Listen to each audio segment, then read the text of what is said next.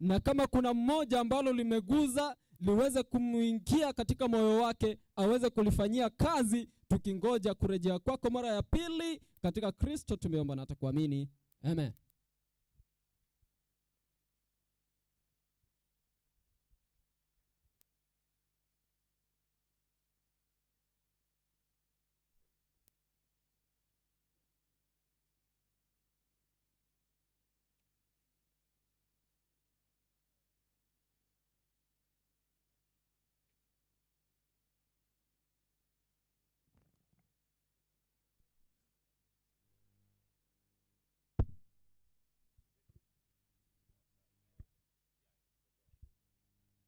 Watu wa Mwaani, Bwana asifiwe. Aha, ongea kama watu walio hai. Bwana asifiwe. Amina. Kwa hewa hivi tusalimiane. Habari ya mwaka mpya. Tumefurahi sana tena kurudi hapa Mwaani, na kwa watazamaji wetu, virtual viewers, tunawakaribisha sana kwa hii ibada ya siku ya leo. Tuko hapa maeneo ya Makueni County, Mwaani Market. Hawa ni wana Mwaani tulio nao hapa. Mungu awabariki sana. Tungependa tuombe alafu tuanze kipindi cha nyimbo. Tuombe. Almighty God, we glorify your name, we adore you, we worship you this morning because you are worthy to. I want to thank you for your blessings that you have bestowed upon our lives. Thank you for making it possible for us to meet our folks here at Mwaani. As we are yet to begin our this worshiping you through song, may you help us sing with the Spirit and with understanding. Take charge of every program throughout the day for the glory of your name. This is our prayer by faith in the mighty name of Jesus Christ. Amen. Haya, ni nyimbo sasa.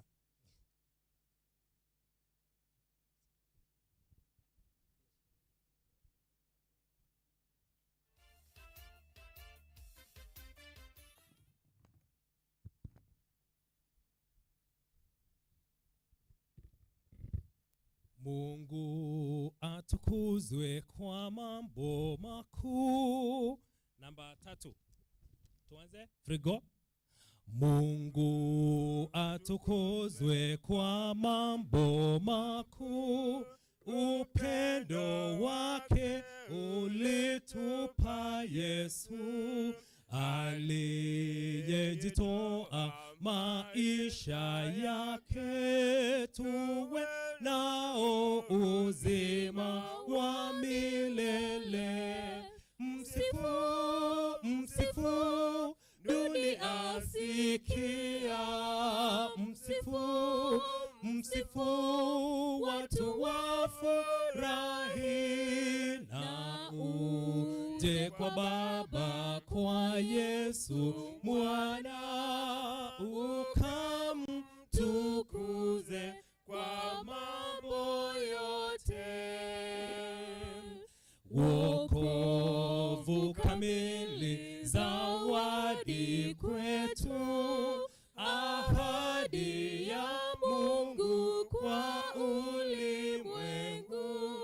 Wanaomwamini na kuungama, mara moja wale husamehewa.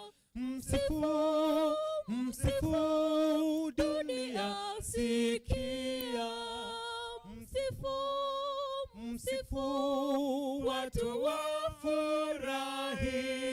Na uje kwa Baba, kwa Yesu Mwana, ukamtukuze kwa mambo yote.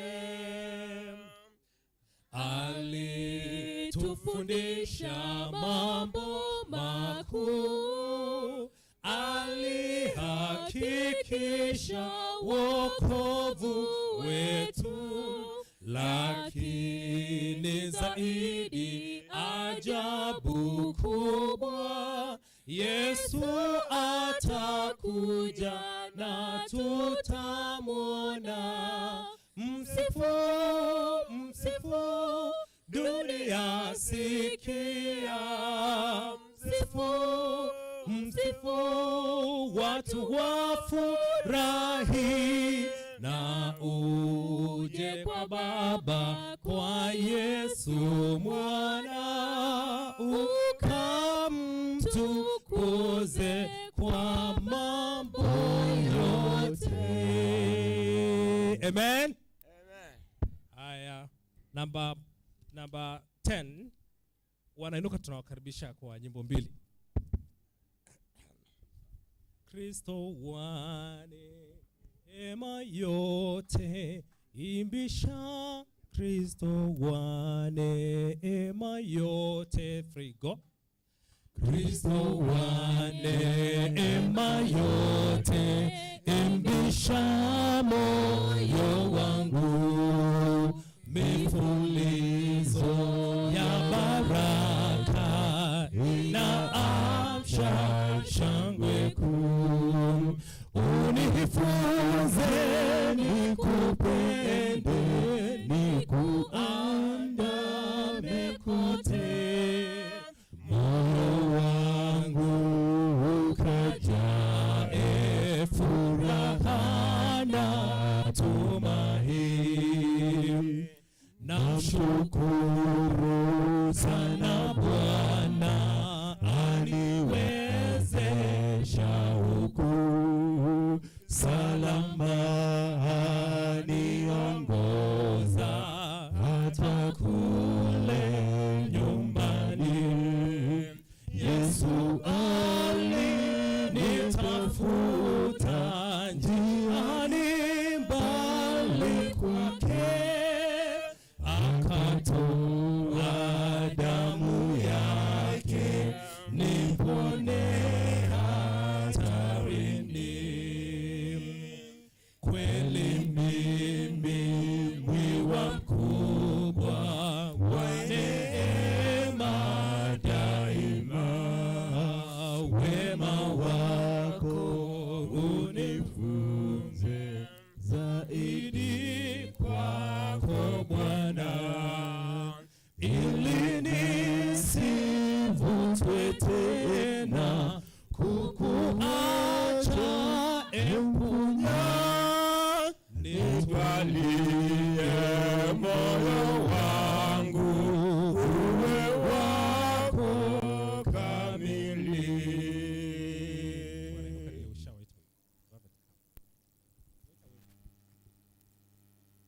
Niwaalika Wanainuka, mjafika mbele.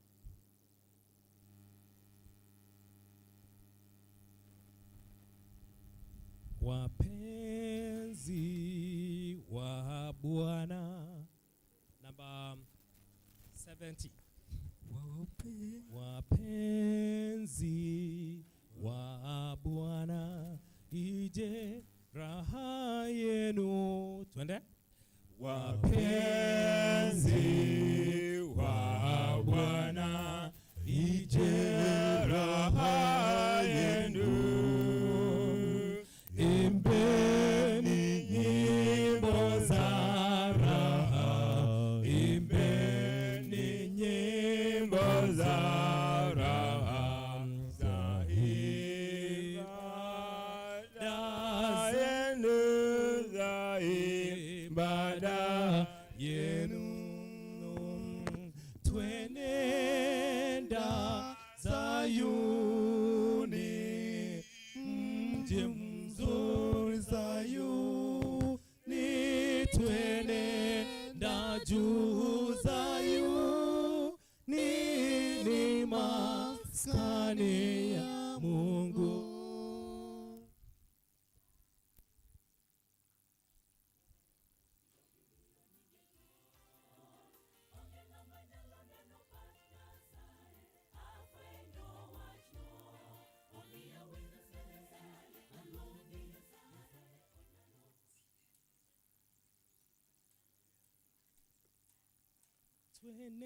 Twenenda Zayuni,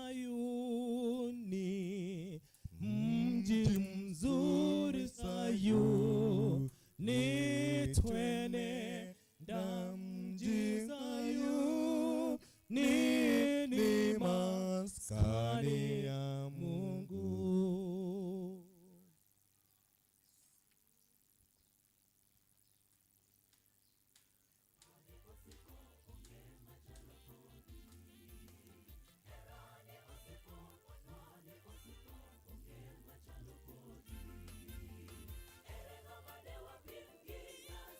Chamoso wako youth.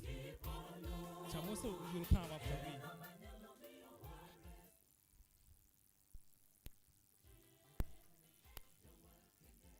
Chamoso wakimaliza tupate kwaya ya Mwaani. Mwaani Central.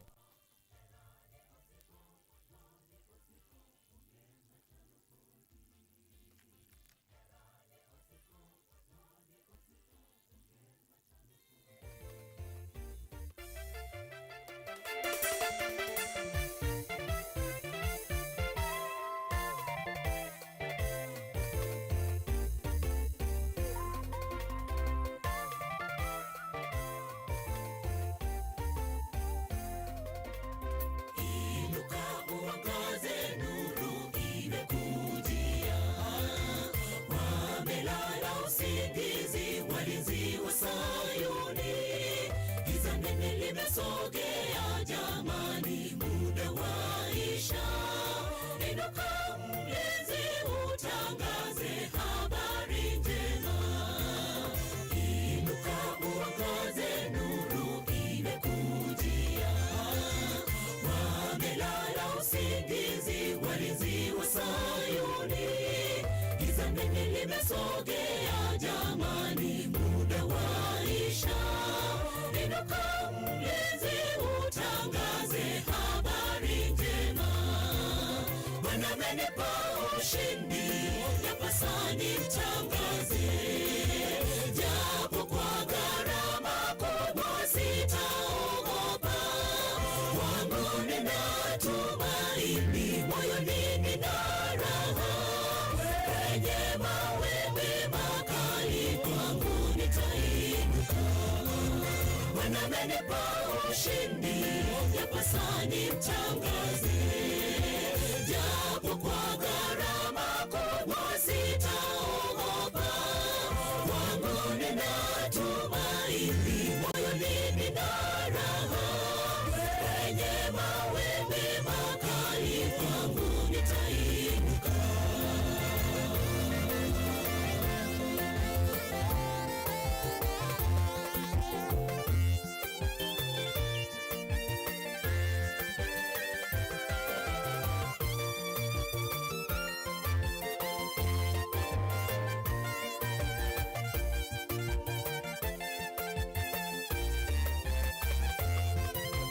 Utukufu wa Bwana umekuzukia.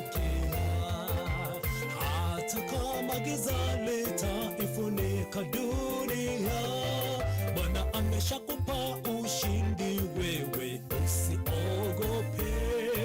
Ondoka uangaze, utukufu wake juu yako. Utukufu wa Bwana umekuzukia. Hata kama giza limeifunika dunia, ameshakupa ushindi, usiogope. Ondoka uangaze, utukufu wake juu yako. Bwana amenipa ushindi, yapasa nimtangaze. Japo kwa gharama kubwa sitaogopa. Wangu nina tumaini, moyoni nina raha. Kwenye mawimbi makali kwangu nitainuka. Bwana amenipa ushindi, yapasa nimtangaze. Japo kwa gharama kubwa sitaogopa. Wangu nina tumaini, moyoni nina raha. Kwenye mawimbi makali kwangu nitainuka. Bwana amenipa ushindi, yapasa nimtangaze. Japo kwa gharama kubwa sitaogopa. Wangu nina tumaini, moyoni nina raha. Kwenye mawimbi makali kwangu nitainuka. Bwana amenipa ushindi, yapasa nimtangaze. Japo kwa gharama kubwa sitaogopa. Wangu nina tumaini, moyoni nina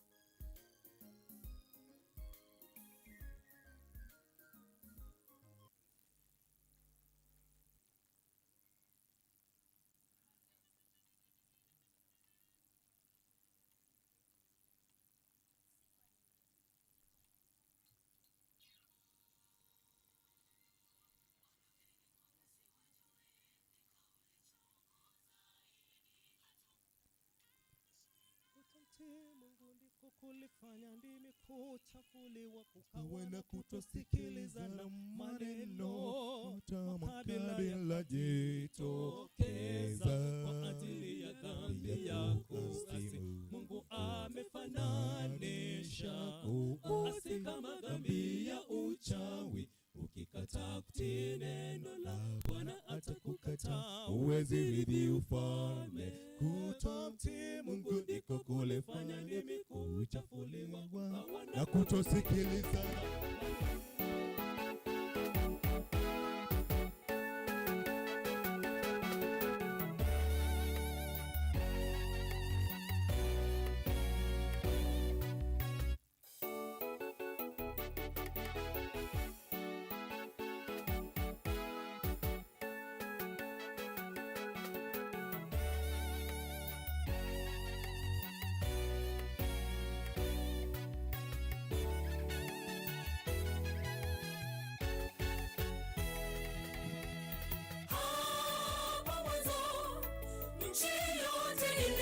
Na lugha moja vile vile na usemi mmoja.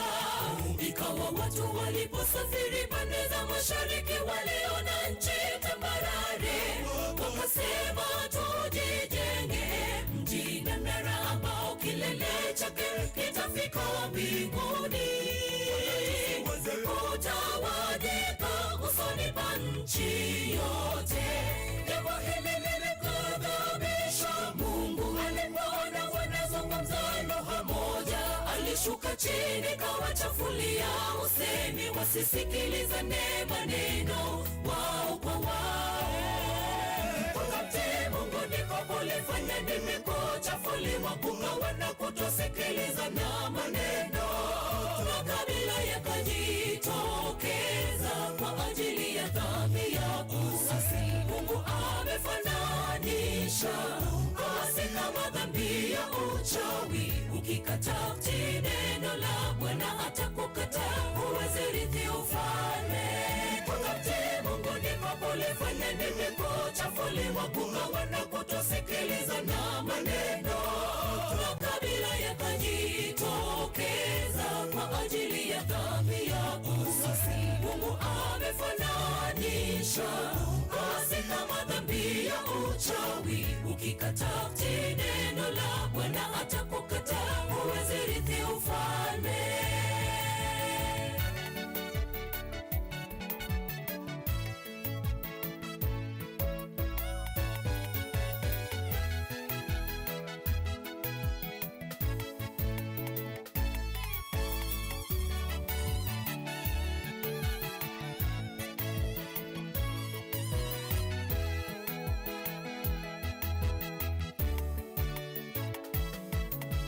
Utini bora kuliko dhabihu, na kusikia kuliko mafuta ya beberu. Ni bora kutii agizo la Mungu kuliko kumtolea kafara. Tuwe watiifu hata katika amri za Mungu, na hakika tutaurithi ufalme wake. Utini bora kuliko dhabihu, na kusikia kuliko mafuta ya beberu. Ni bora kutii agizo la Mungu kuliko kumtolea kafara. Tuwe watiifu hata katika amri za Mungu, na hakika tutaurithi ufalme wake. Wakati Mungu ndiko kulifanya ndimi kuchafuliwa, kukawa na kutosikilizana maneno, makabila yakajitokeza kwa ajili ya dhambi yako. Sasa Mungu amefananisha asi kama dhambi ya uchawi. Ukikataa kutii neno la Bwana atakukataa, huwezi rithi ufalme. Wakati Mungu ndiko kulifanya ndimi kuchafuliwa, kukawa na kutosikilizana maneno, makabila yakajitokeza kwa ajili ya dhambi yako. Sasa Mungu amefananisha upatanisho. Basi kama dhambi ya uchawi, ukikataa kutii neno la Bwana atakukataa, huwezi rithi ufalme. Kutomtii Mungu ndiko kulifanya ndimi kuchafuliwa, kukawa na kutosikiliza na maneno. Makabila yakajitokeza kwa ajili ya dhambi ya uasi. Mungu amefananisha basi kama dhambi ya uchawi, ukikataa kutii neno la Bwana atakukataa, huwezi rithi ufalme.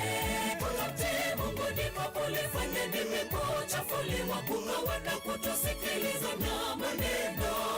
Makabila yakajitokeza kwa ajili ya dhambi ya uasi. Mungu amefananisha basi kama dhambi ya uchawi, ukikataa kutii neno la Bwana atakukataa, huwezi rithi ufalme.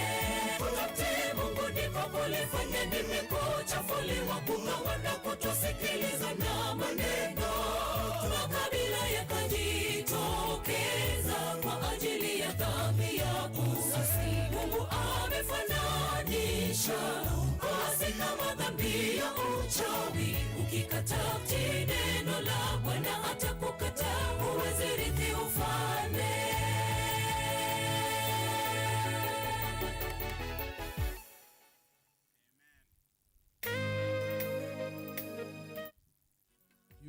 Mtafanya 2 items mkimaliza Mwaani.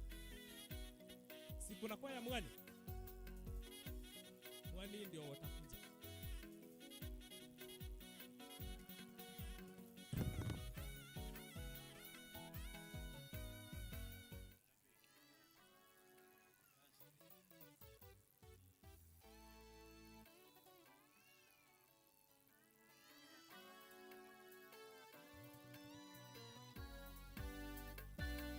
Nyuma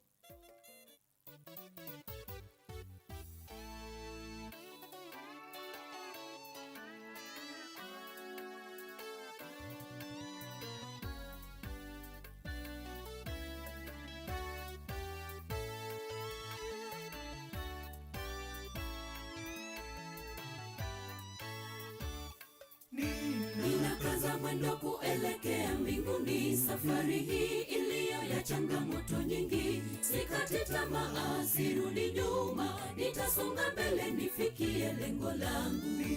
Ninakaza mwendo kuelekea mbinguni. Safari hii iliyo ya changamoto nyingi, sikati tamaa, sirudi nyuma, nitasonga mbele nifikie lengo langu. Mbinguni ni furaha, mbinguni ni shangwe tele, natamani nisikose pale mji uloandaliwa kwa ajili yangu. Mbinguni ni furaha, mbinguni ni shangwe tele, natamani nisikose pale mji uloandaliwa kwa ajili yangu.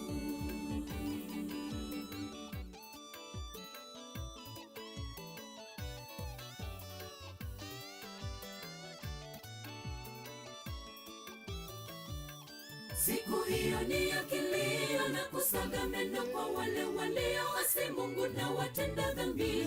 Neema ingalipo, wewe tubu dhambi utasamehewa.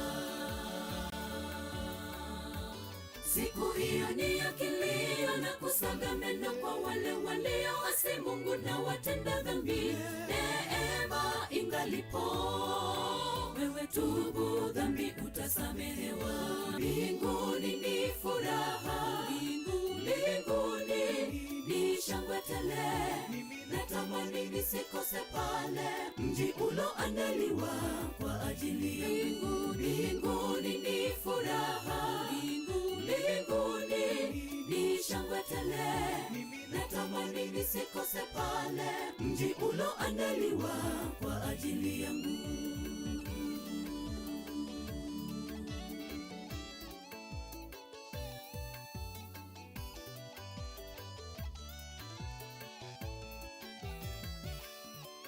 Mbinguni ni furaha,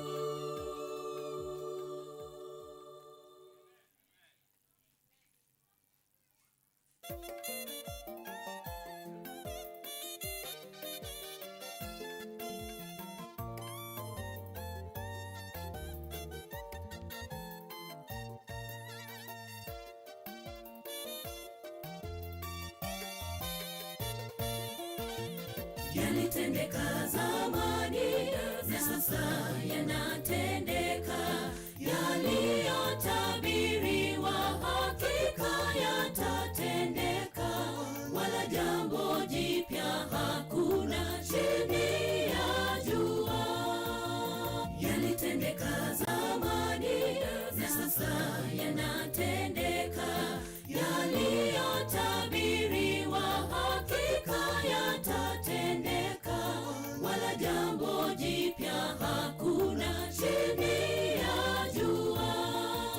Mateso waliyoyapitia walotetea imani ya Yesu, wakati wa zama za giza yanakuja makali sana, muda si kitambo.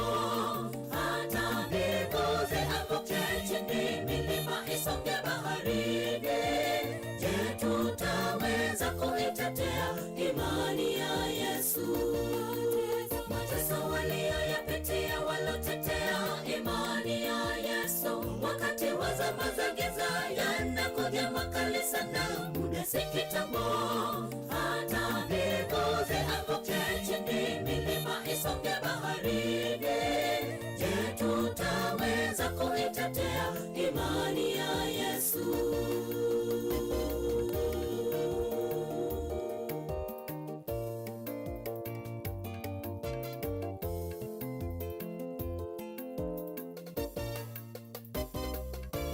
Mateso makali waloyapitia mitume wa zamani, wengine wakakatwa hata vichwa vyao kwa ajili ya imani ya Yesu.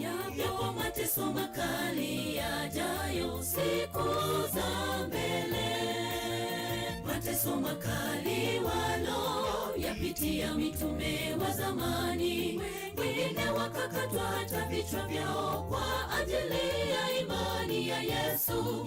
Yapo mateso makali yajayo siku za mbele, mateso waliyoyapitia walotetea imani ya Yesu, wakati wa zama za giza yanakuja makali sana, muda si kitambo.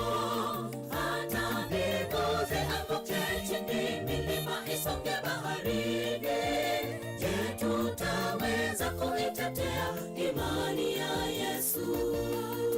Mateso waliyoyapitia walotetea imani ya Yesu, wakati wa zama za giza yanakuja makali sana, muda si kitambo.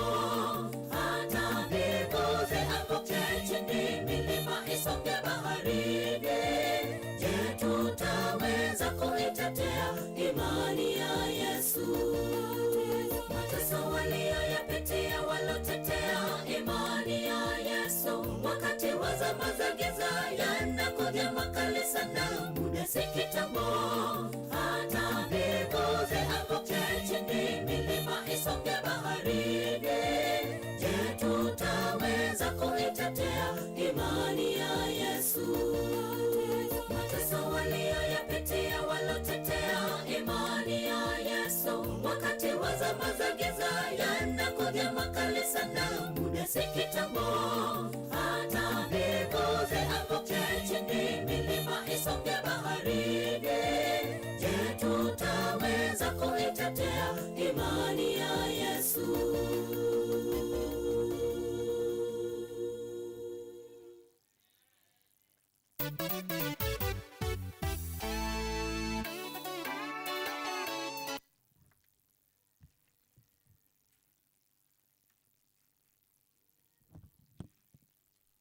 Mungu awabariki sana wana Chamuso Youth. Mwaani ni kama hawapo. Amjakuwa na kwaya? Njoo tutaimba na nyinyi.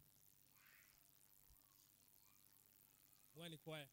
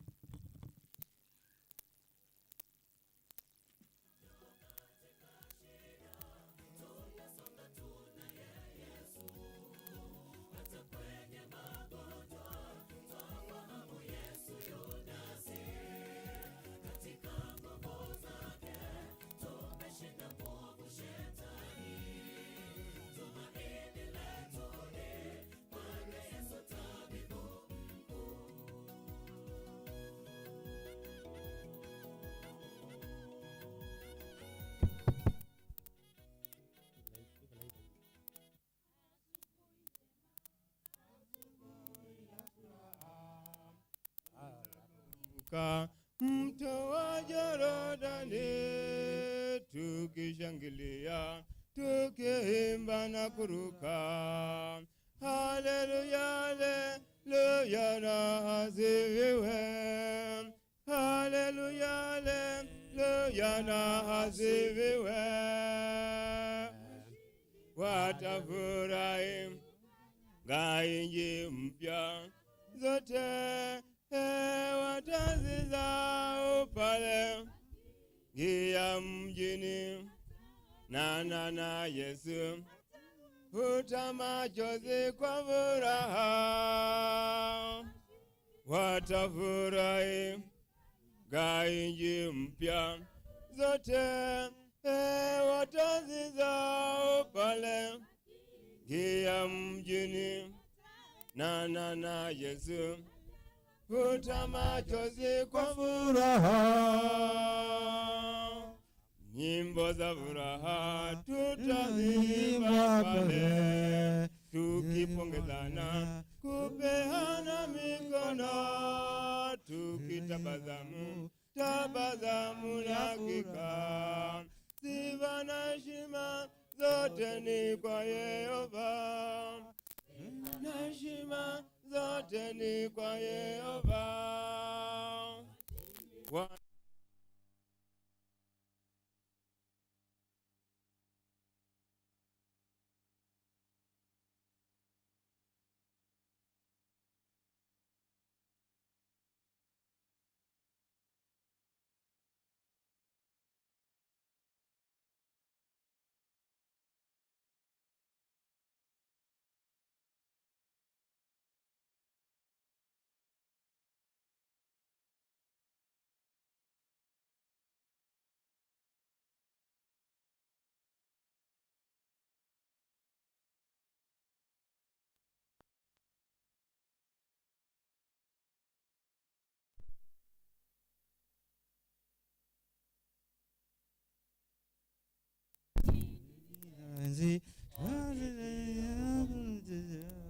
Tutakaribishwa pamoja na Mwokozi, tutakaribishwa pamoja na Mwokozi. Watafurahi nchi mpya zote, watazisahau pale ngia mjini. Na Yesu futa machozi kwa furaha. Watafurahi nchi mpya zote, watazisahau pale ngia mjini. Na Yesu futa machozi kwa furaha.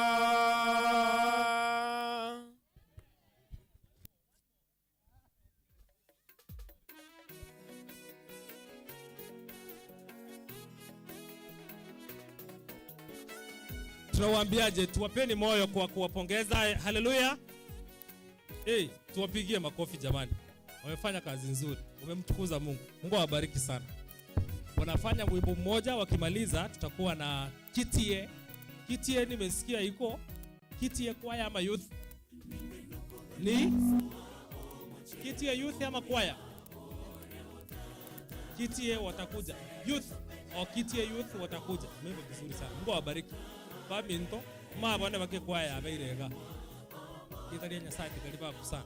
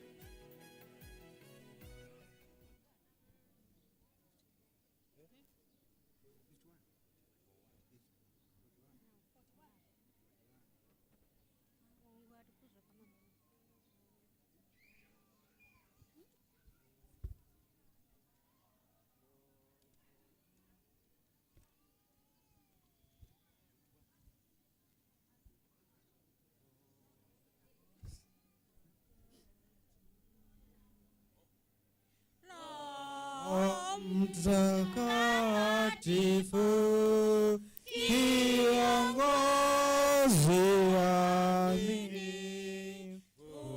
unishike mkono, tulio wasafiri,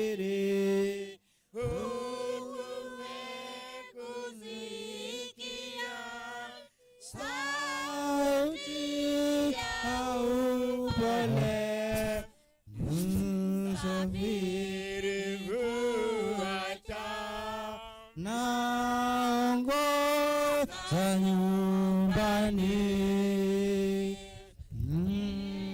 niwe rafiki msaada karibu,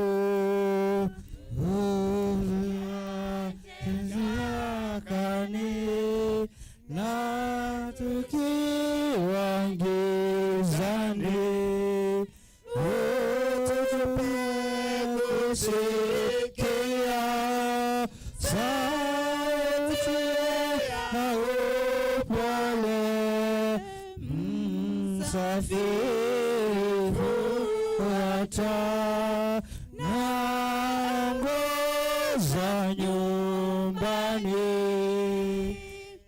Siku zetu za kazi zikiwa zimekwisha, wala hatuna tamaa ila mbingu na sala, utupe kusikia sauti ya upole, msafiri huacha naongoza nyumbani.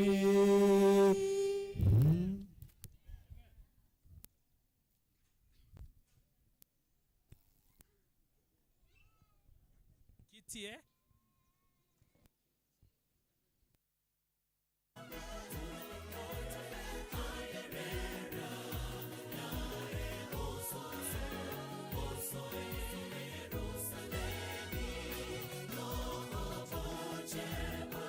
Kitie, mbona sijaona hata mmoja? Kitie. Kisha kidogo.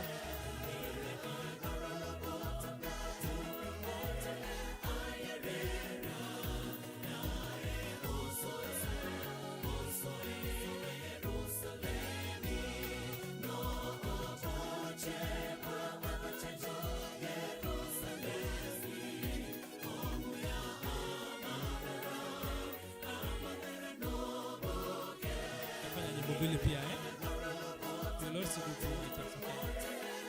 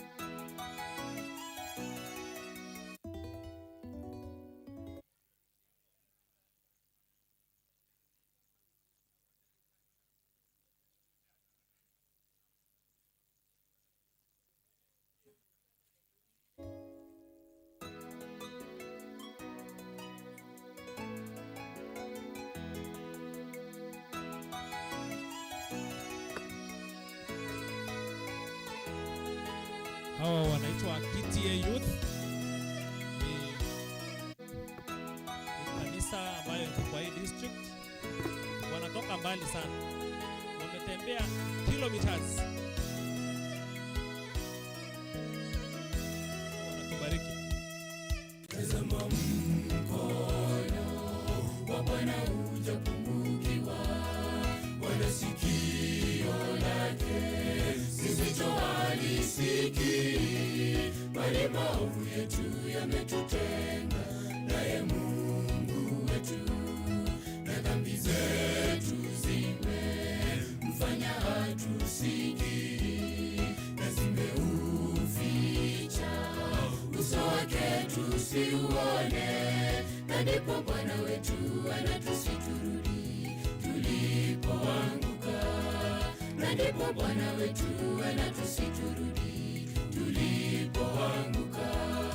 Tazama mkono wa Bwana hujapungukiwa, wala sikio lake lisichohalisikia, bali maovu yetu yametutenga naye Mungu wetu, na dhambi zetu zimemfanya hatusikii, na zimeuficha uso wake tusiuone, na ndipo Bwana wetu anatusiturudi tulipoanguka, na ndipo Bwana wetu anatusiturudi tulipoanguka. Tusimame katika njia Bwana, tukaulize mapito ya zamani, njia iliyokuwa njema tukaende nayo.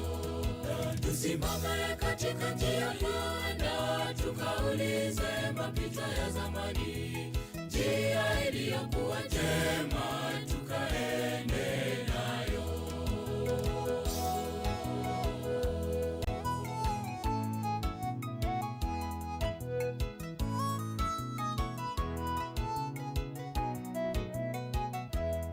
Mikono yetu sisi tumeitia unajisi, kwa miguu yetu tumekimbilia maovu. Kwa kweli mwili huu tulio nao sisi ni mwili wa dhambi, twajaribu kutenda yaliyo mema mbele zake, bali tunajikuta kutenda yasiyo mema, na ndipo Bwana wetu anatusiturudi tulipoanguka, na ndipo Bwana wetu anatusiturudi tulipoanguka. Mikono yetu sisi tumeitia unajisi, kwa miguu yetu tumekimbilia maovu. Kwa kweli mwili huu tulio nao sisi ni mwili wa dhambi, twajaribu kutenda yaliyo mema mbele zake, bali tunajikuta kutenda yasiyo mema, na ndipo Bwana wetu anatusiturudi tulipoanguka, na ndipo Bwana wetu anatusiturudi tulipoanguka. Tusimame katika njia Bwana, tukaulize mapito ya zamani, njia iliyokuwa njema tukaende nayo. Tusimame katika njia Bwana, tukaulize mapito ya zamani, njia iliyokuwa njema tukaende nayo. Tusimame katika njia Bwana, tukaulize mapito ya zamani, njia iliyokuwa njema tukaende nayo. Tusimame katika njia Bwana, tukaulize mapito ya zamani, njia iliyokuwa njema tukaende nayo.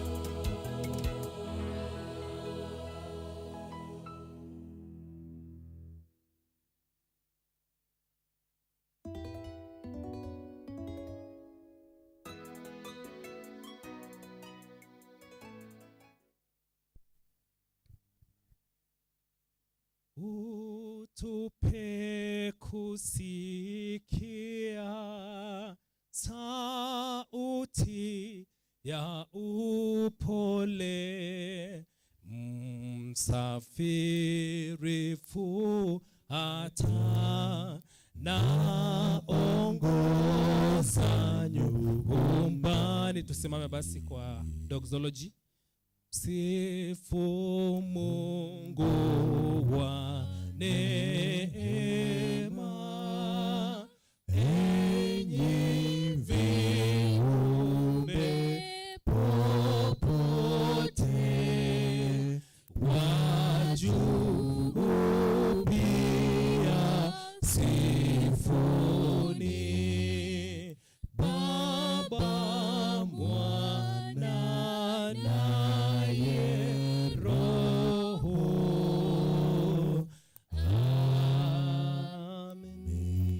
Amen.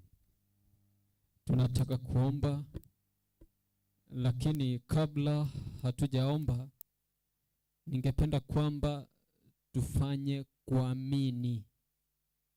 Kuamini ili tuweze kuomba.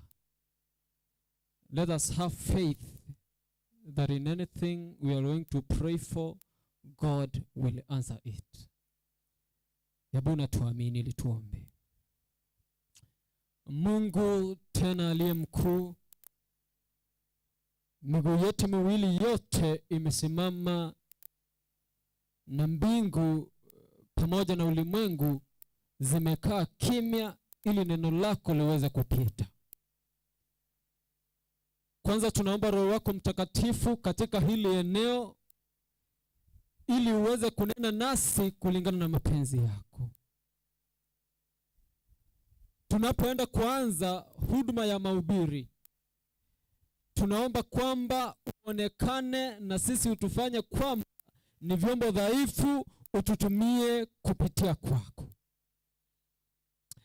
Mahali hii sauti inapofika, tunaomba kwamba uweze kufanya mioyo yao iwe nyepesi kwa kusikia neno.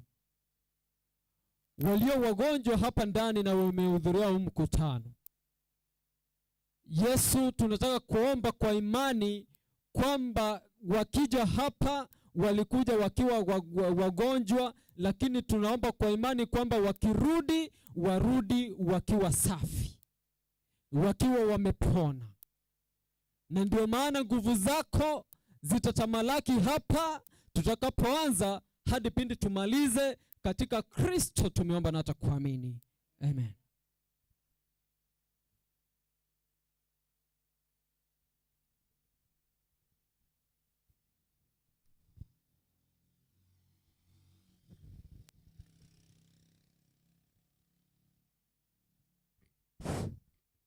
Wapenzi wa Bwana walio karibu na mbali, wakubwa kwa wadogo, na wasalimu. Hamjambo?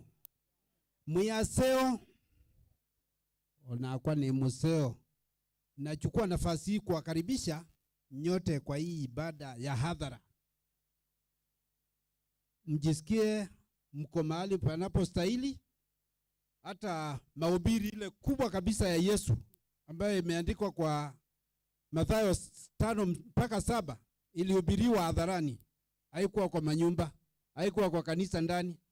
Kwa hivyo tufurahie na tuwe pamoja. Nachukua nafasi hii kuwakaribisha nyote ili tujiunge pamoja, tubarikiwe pamoja na tumkaribishe Bwana vile imeombwa, ili anene nasi, atumie mtumishi wake, na zaidi ya yote akatukuzwa kwa kila kitu. Hebu nichukue nafasi hii kukaribisha mmoja ng'ambo hiyo asalimie watu. Mmoja wa kujitolea, hata mgeni atubagui. Happy day, happy Sabbath. Pande hii mmoja wa kujitolea naye asalimie watu. Tuyaseo.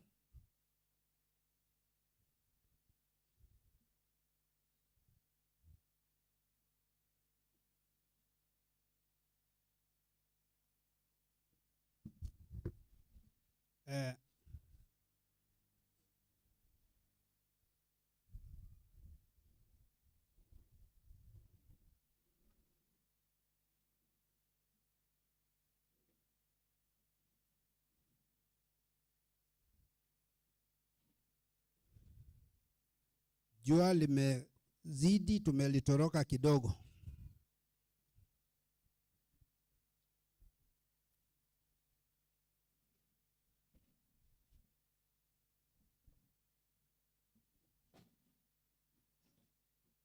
Nachukua nafasi hii kumkaribisha pastor wetu, Pastor Christopher Nyakoe, ili atusalimie na akaribishe wanenaji wote kwa ibada. Karibu pastor.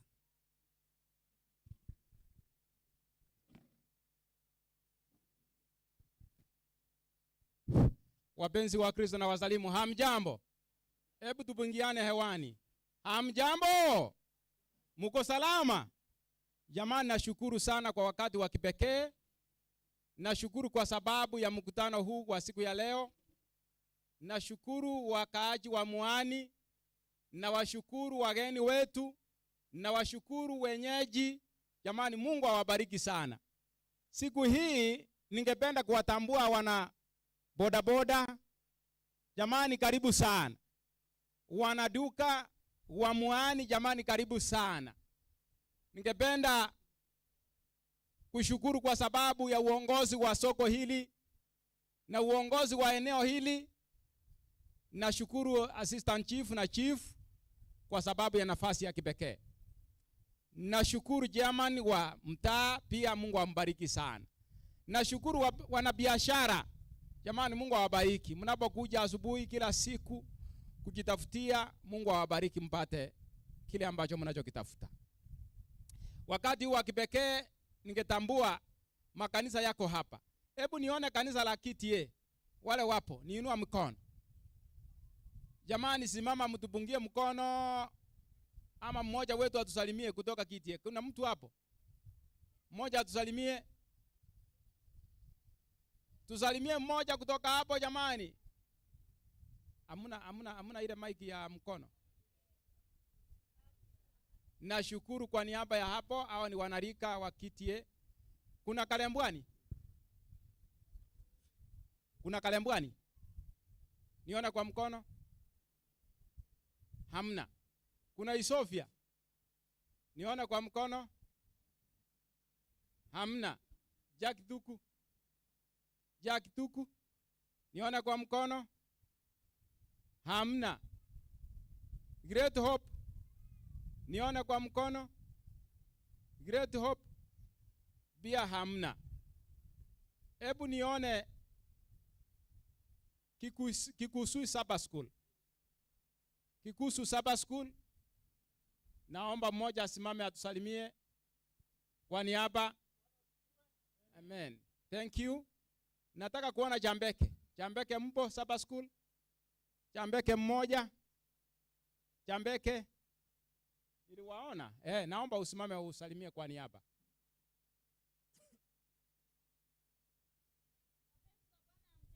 Hatujambo.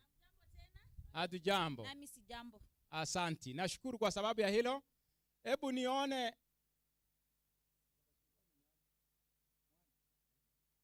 Mwaani ambayo inakaa hapa Mwaani. Mwaani Sabbath School, naomba muinue mikono. Naomba msimame mtusalimie jamani. Si msimame wote mtusalimie kwa hewani. Jamani, mumewasalimia? Naomba kwa niaba mmoja atusalimie. Mmoja kwa niaba. Mwaseo. Aseo. Aitutu aseo. Amina. Karibu sana, nashukuru. Chamuoso ambayo ndio mother church ya Sabbath School hizi zote. Kuna mmoja atusalimie kwa niaba?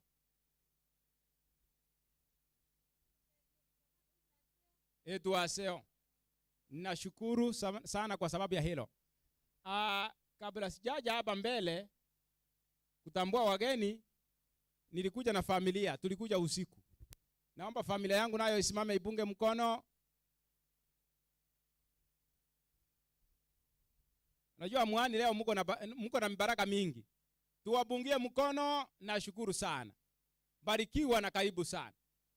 Nije hapa mbele kutoka mwisho ule ni Elda Kimau. Naomba usimame utusalimie. Haleluya tena. Mungu atubariki. Thank you so much. Anayefuata ni Elda Mulilia kutoka Kisii Sabbath School, naomba usimame na ni elder wa Chamuoso Church. Wapenzi wa Bwana, Maranatha. Maranatha tena. Mungu awabariki. Thank you so much. Nimekuja katika kipindi cha wageni tuliokuwa tunawasubiri sana. Walifika leo usiku katikati. Nashukuru watu wa Mwaani mlipowakaribisha, ni furaha. Na ni shukrani kwenu nyinyi wote. Wageni wa Inuka, naomba jamani watambue kwa njia speciali. Brother Obed, naomba nyinyi wote jamani ni watambue kwa mara moja kwa ajili ya kusalimia mkutano. Kwa hivyo nawaomba muje. Mkumbuke kwamba leo tuko hewani. Hatuko hapa tu hapa Mwaani, lakini tuko hewani. Ukitaka kupata kodi, unaweza kupata kodi ukaingia mtandaoni na ukaona kutoka huko. Thank you.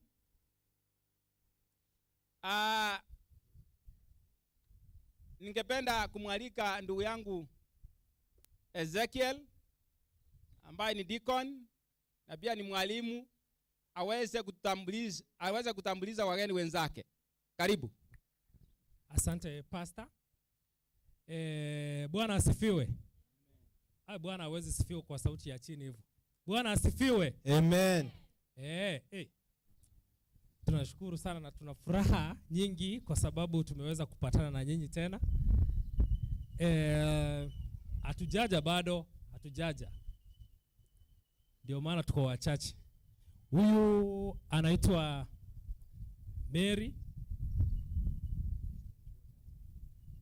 Anaitwa Mary Nyatichi. I think you alikuwa hapa the other time. Yeah. Huyu si mgeni. Wacha wasalimie. Na wasalimu katika jina la Bwana. Hamjambo? Hatujambo. Hamjambo tena? Hatujambo. Tunashukuru. Tena tumefurahi kwa sababu tumerudi hapa mara ya pili.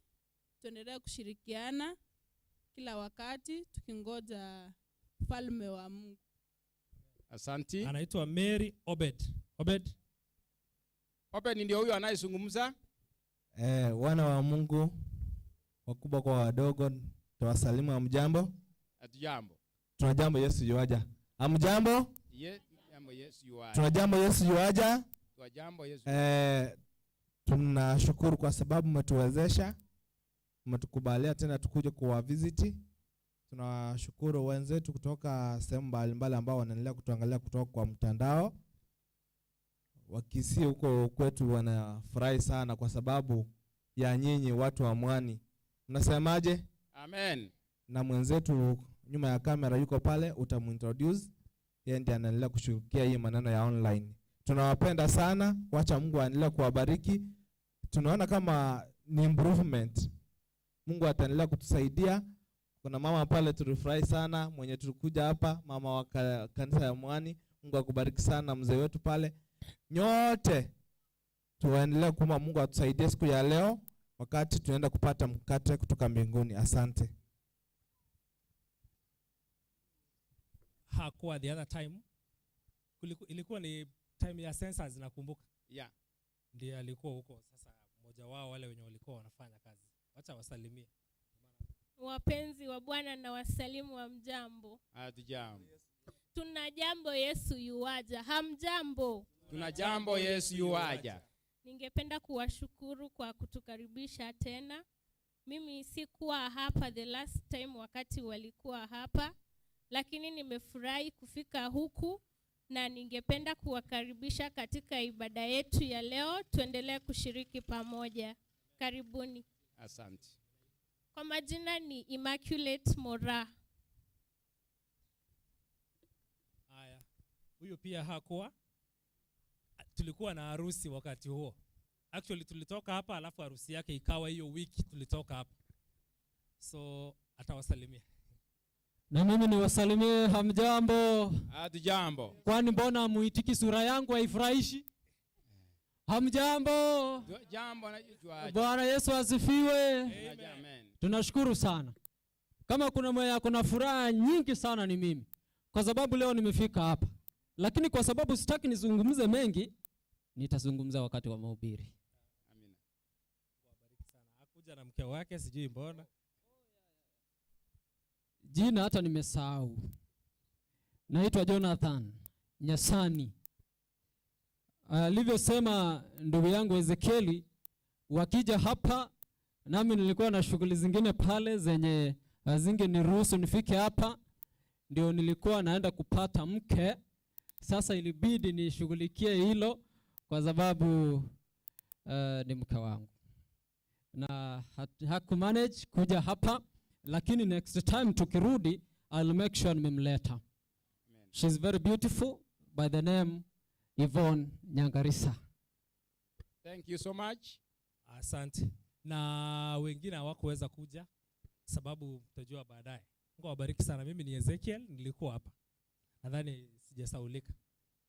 Mwenye ako nyuma ya kamera Frank pita mbele ya kamera hivi uonekane online. Watu waona huyo ni nani.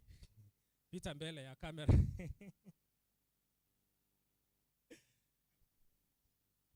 Karibu. Moko rage kwenye garagabu, uyonayo kwenye galikormega. Happy Sabbath. Happy day. Happy Sabbath. Simbarikiwe. Amina. Thank you so much. Nashukuru kwa sababu ya wageni wetu. Jamani wana Mwaani mnasemaje? Jamani simuinue mikono hivi muwakaribishe jamani. Thank you so much, mbarikiwe na karibu sana. Tutapata nyimbo leo, siku nzima tutakuwa hapa.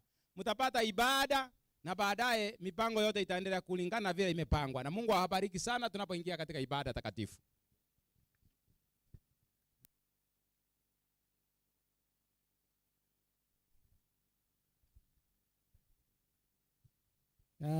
Tufungue vitabu vyetu Biblia, tuone sehemu tutasoma kwa siku ya leo.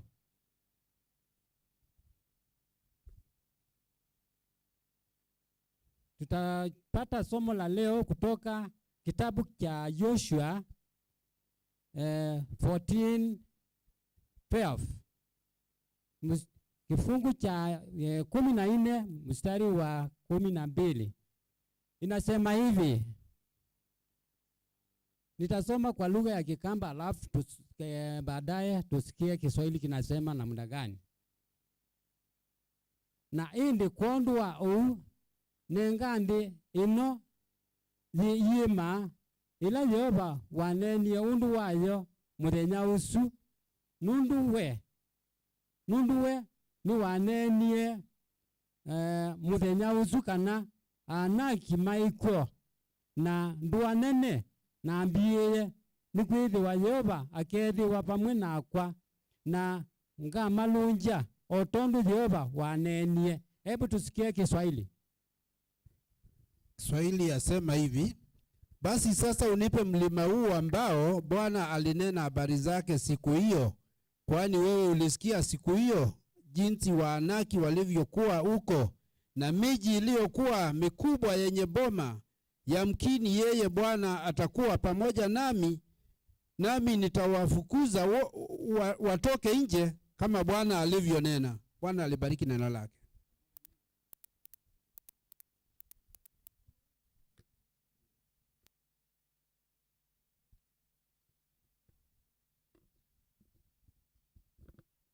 Ningependa tusimame wote.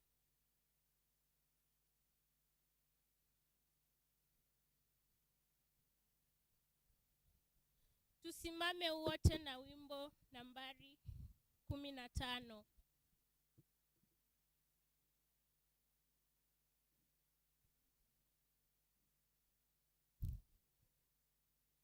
Nena rohoni Yesu, nena kwa upole, twende.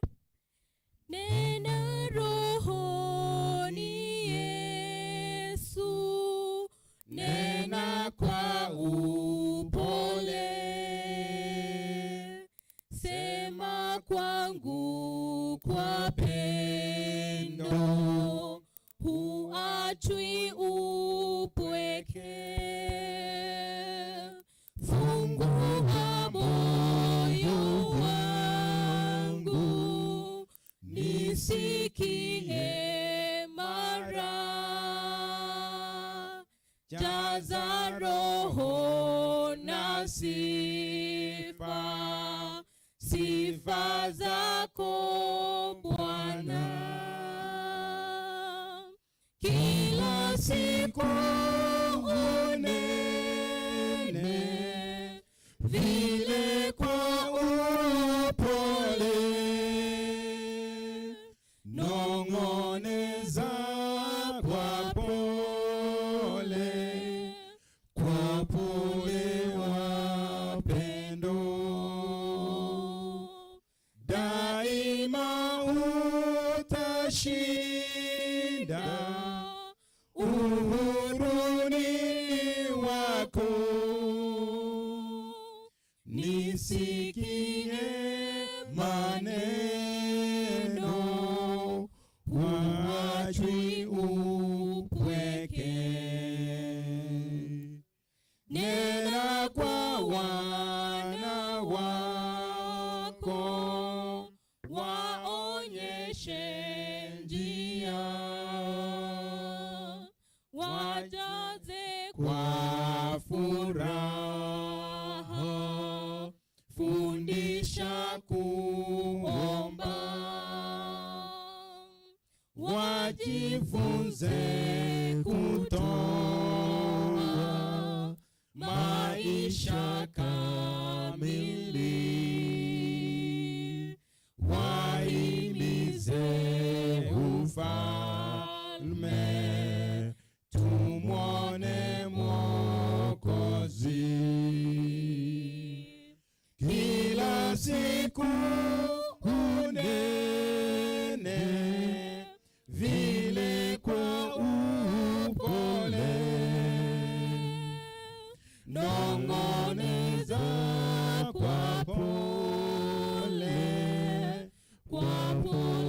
wapendo, daima utashinda uhuruni wako. Nisikie maneno, wajui upweke. Nena kama zamani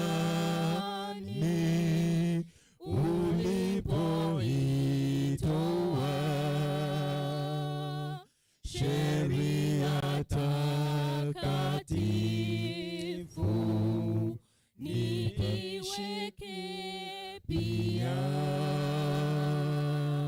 nipate kutukuza wewe Mungu wangu. Mapenzi yako tena daima kusifu. Kila siku unene vile kwa upole, nong'oneza kwa pole wapendo, daima utashinda uhuruni wako. Nisikie maneno, uwajui upweke. Ni wakati mwingine wa kipekee tunapochukua nafasi kwa sababu ya maombi. Kwa hivyo mahala popote mlipo, wale mko na nafasi pale ndani mtapiga magoti, wale hamuna nafasi ya kupiga magoti mtasimama, nami nitapiga magoti ili tuweze kupata ombi kuu. Tuombe. Baba, asante kwa sababu ya siku ya leo. Nakushukuru kwa sababu uliona ni vema tupatikane katika soko la Mwaani. Ni kwa sababu ya mapenzi yako ili udhihirishwe na jina lako lipewe sifa daima. Asante kwa sababu ya mkutano wa leo, na ukabidhi mikononi mwako kila mkaaji wa eneo hili, kila msikizaji wa eneo hili, kila yeyote ambaye ni mwenyeji, mgeni, wote na wahudumu na wakabidhi mikononi mwako. Siku ya leo na kabidhi kila mmoja uweze kumsikia ombi lake.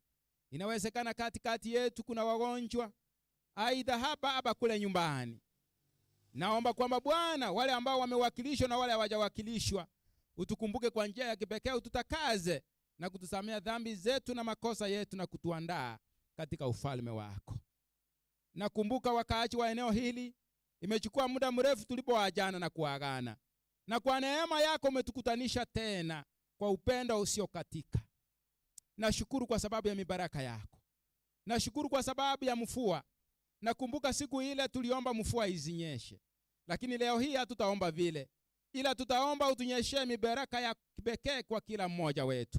Anayesikia sauti hii, wale ambao ni wanabiashara, walio sokoni na walio madukani, na wanaopita na wale walio mashambani.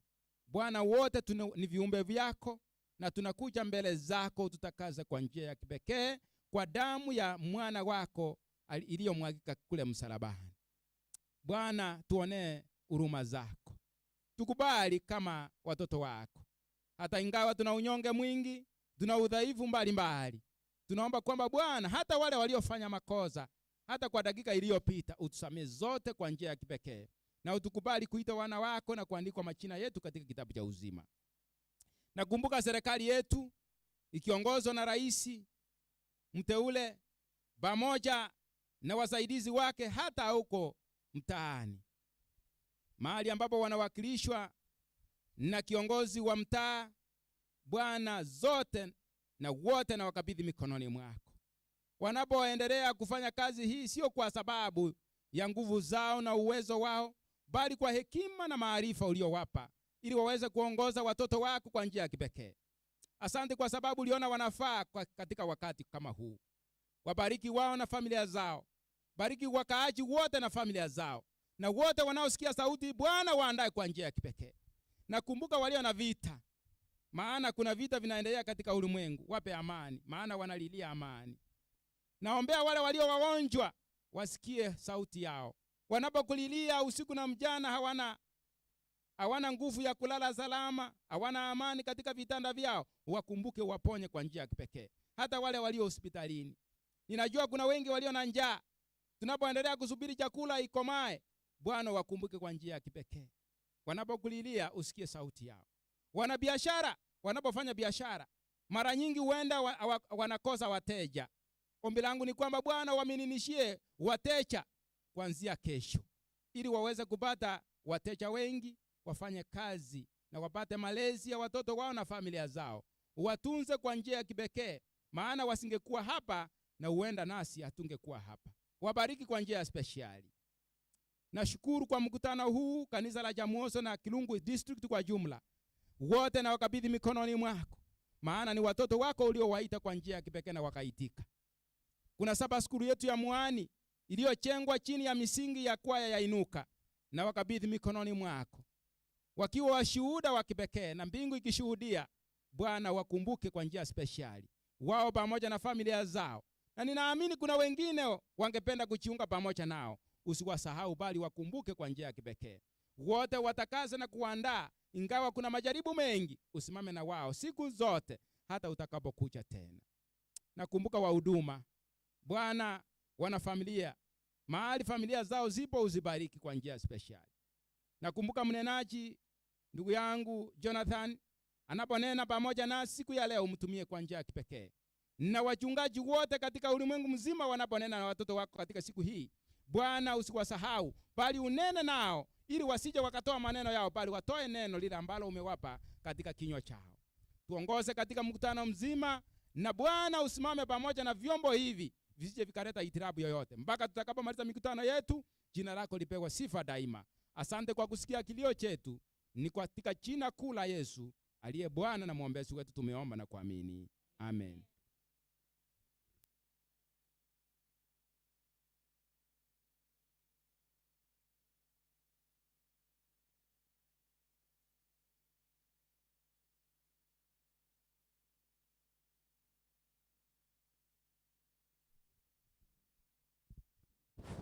Imefika wakati mwingine tunaenda kutoa zaka na sadaka, Kwa hivyo wanao hudumu kwa hiyo jambo wachukue vitaza vyao na wakae tayari ili tupate ombi.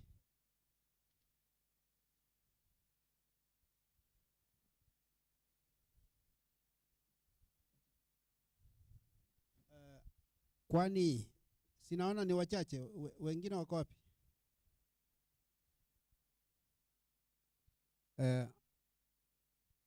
Wengine waje wasaidiane nao, kwa sababu watu wametapakaa.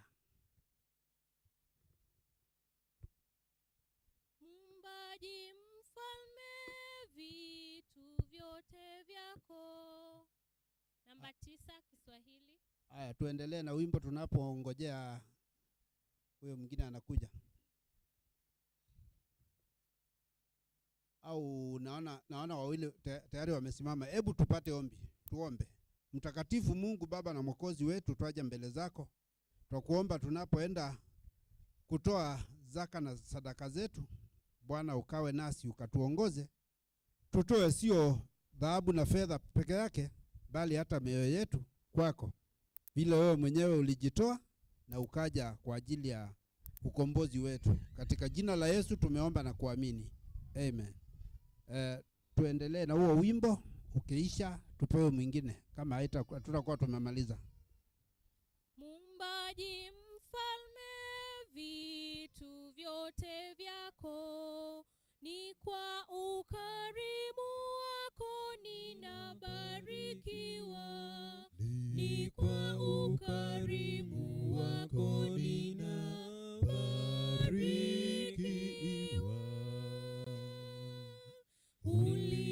Uliyeniumba na kutegemea, sina budi kuzisifu hisani zako kuu. Sina budi kuzisifu hisani zako kuu.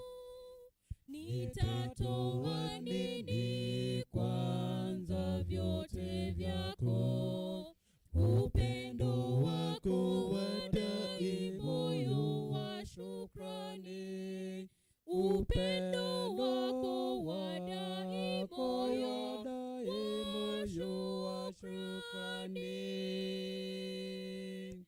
Nipewe neema, niwe na uwezo wa kuishi kwako Bwana siku zangu zote. Wa kuishi kwako Bwana siku zangu zako.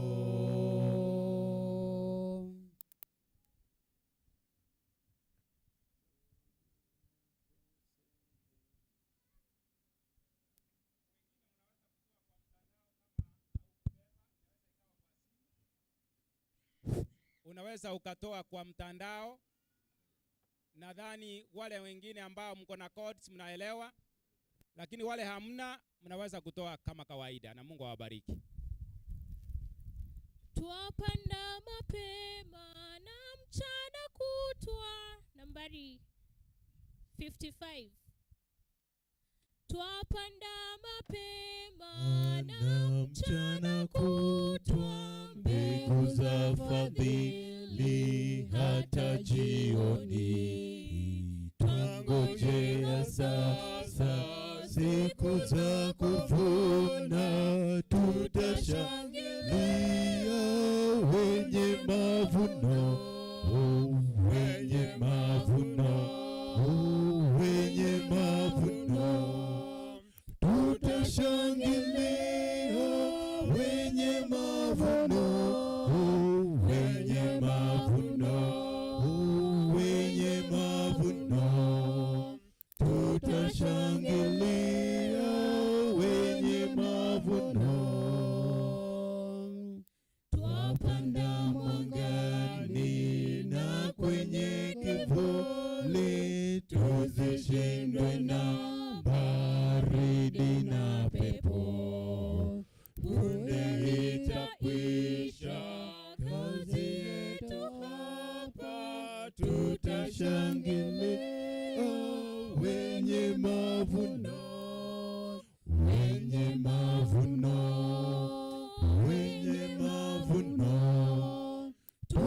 tutashangilia wenye mavuno, wenye mavuno, wenye mavuno, tutashangilia wenye mavuno.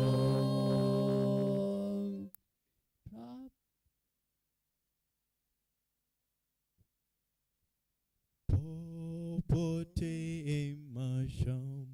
Number 96. Popote Masham. Popote mashamba ya twende.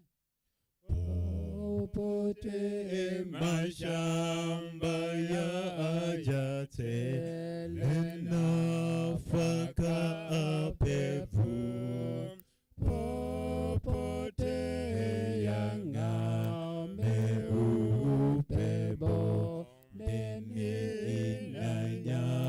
Ndani 94. Mwenye mavuno twasi upelekewa avune wayakusanye mazao watakazi yaishe wapeleke uchaoni waende na jootoni hata jua lishukapo wakusanye popote wenye mavuno twasiupelekewa avuni wayakusanye mazao watakazi yaishe. Enyi wakazi wa Bwana yaleteni mazao na jioni ingieni kwake na furaha kuu. Wenye mavuno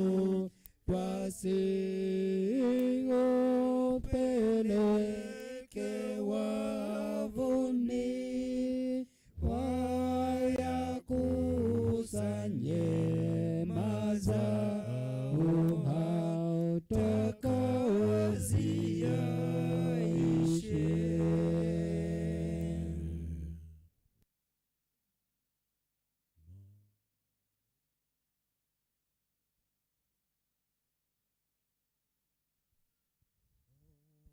Umemaliza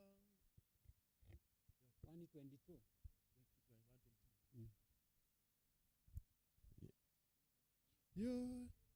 Yote namtolea Yesu, moyo wangu ni wake, nimevutwa na upendo, kwa hivyo najitoa. Yote kwa Yesu, yote kwa Yesu, yote kwa Yesu, upendo wako ushinda, Yesu natoa. yote namtolea Yesu, na inamia kwake, nimeachana anasa kwako Yesu, nipokee.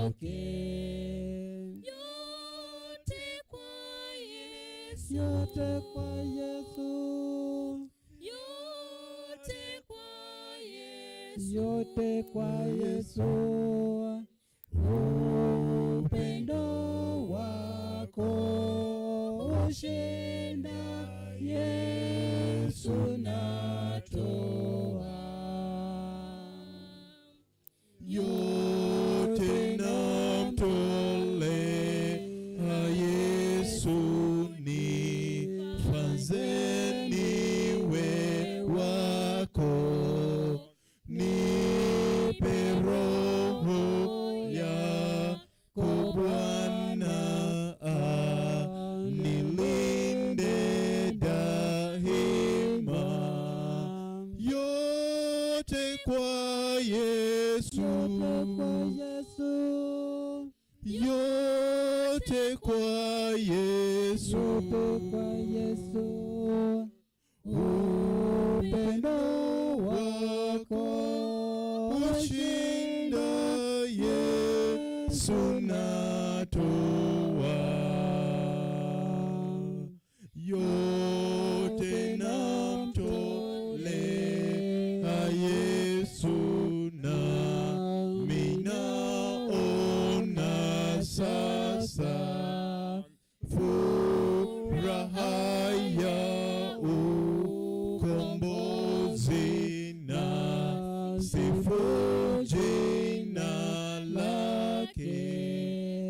Yote kwa Yesu, yote kwa Yesu, upendo wako ushinda, Yesu natoa.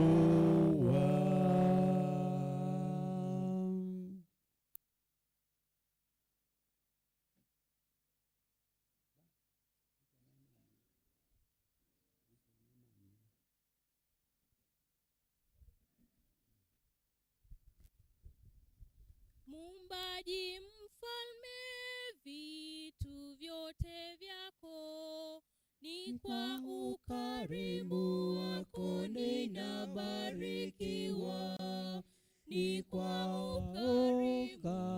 ukarimu wako ninabarikiwa.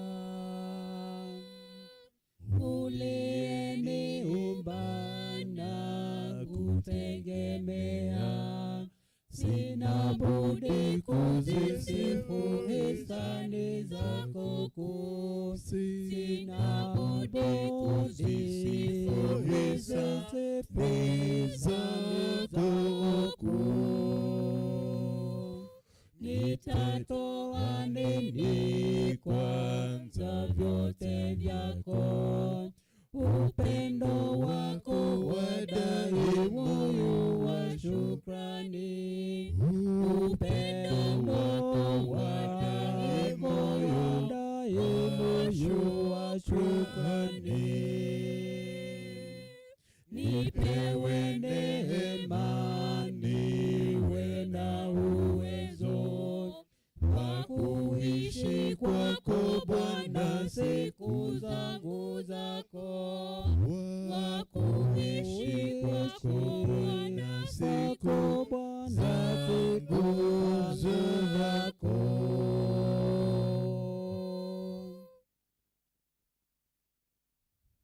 Tusimame.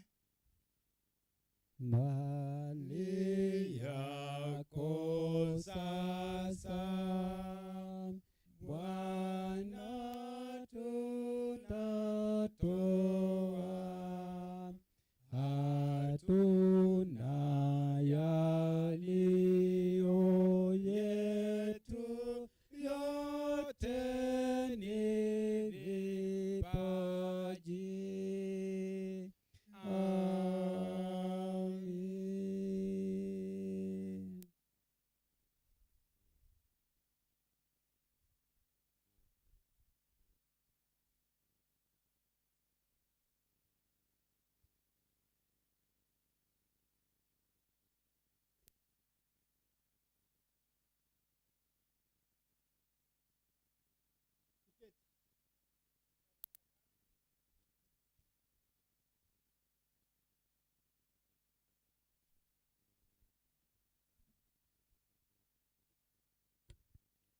ni wakati mwingine tena ningependa kumuita mwenzetu Obed aweze kutupa hadithi ya watoto.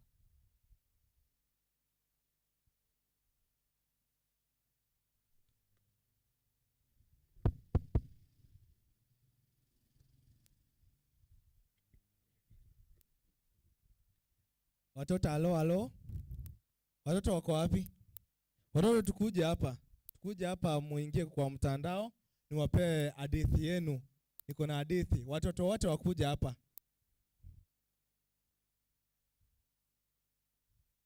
Watoto wote tukuje haraka kwa sababu ya muda.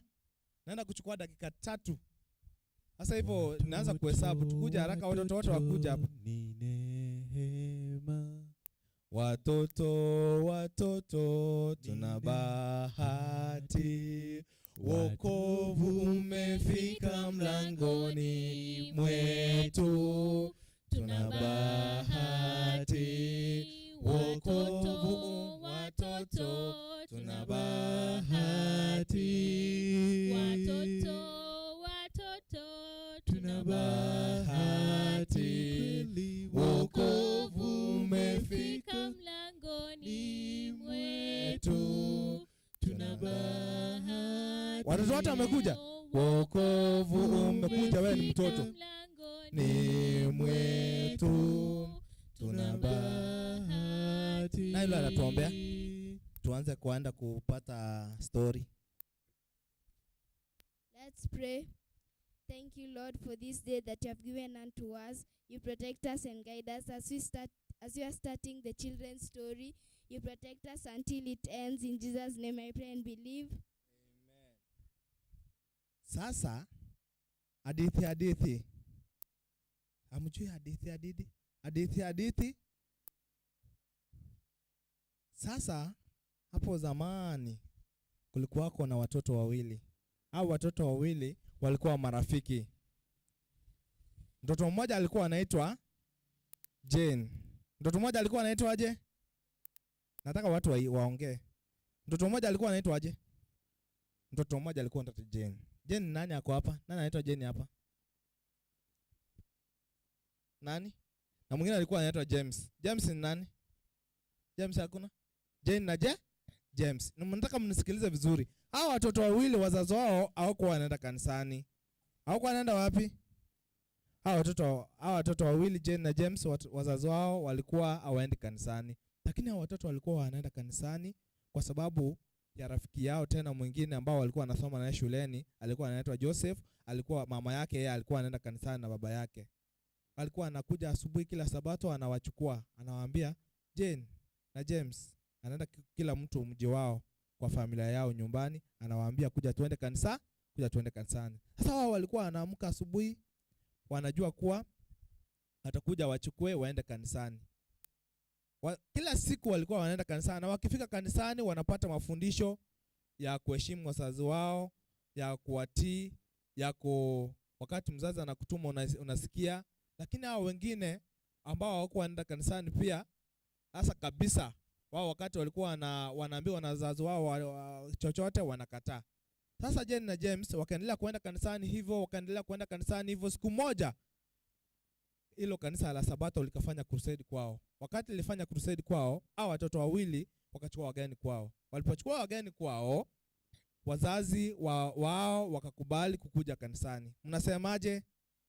Hivyo hata sisi kama watoto tutaweza kama wazazi wetu, wale ambao wazazi wetu hawakuji kanisani, tutaweza kuwa tunakuja kanisani, tunawatii yale mafunzo ambayo tunawapata, tunayafika nyumbani, tunawaambia leo tulihubiriwa kutoka kitabu cha Mathayo for example, si ndio? Kwa mfano kitabu cha Waefeso 6:1 inasema 6:2 inasema aje? Watoto tuwatii wazazi wetu, si ndio? Tunaenda tunawaambia yale maneno ambayo tulihubiriwa kanisani, alafu siku moja watakuja kumkubali Yesu, alafu wakuje kanisani. Hivyo tusiende tukae chini. Hata kama wazazi wetu wakuje kanisani, tuendelea kuwaambia yale maneno ambayo tunaambia kutoka kanisani, alafu pia tunawaombea, si ndio? Kama huyu mwenye aliomba, unaitwa aje? Ako wapi yule mwenye aliomba? Unaomba kila siku, alafu unawaambia verse yenye ulihubiriwa kanisani. Siku moja watakubali kukuja kanisani na Mungu ataendelea kuinuliwa. Hiyo ndio story yangu.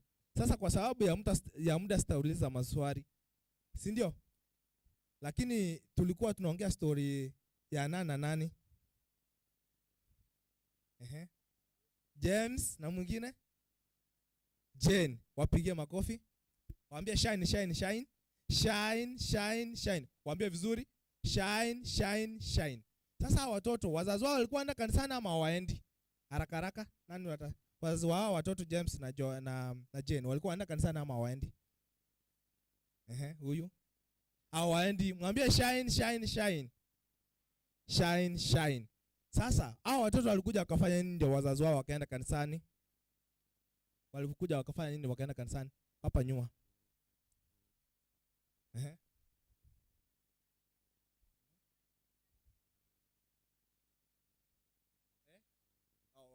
Kwa nani anakumbuka hao watoto walikuwa wanaenda kanisani, wazazi wao hawakuwa wanaenda kanisani. Walifanya nini mpaka wazazi wao wakaanza kwenda kanisani? Mmesahau? Mimi si mwalimu mzuri. Wacha mwalimu atusaidie. Walipeleka wageni wa crusade nyumbani, wakawaombea, wazazi wao wakaweza kurudi kanisani. Mwambie shine shine shine. Shine shine. Mungu awabariki sana. Hawa ni watoto wa Mwaani hapa na wameweza kupata story. Nani wale atuombea tumalize? Sasa ni kijana. Wacha atuombee. Omba hata kikwenu.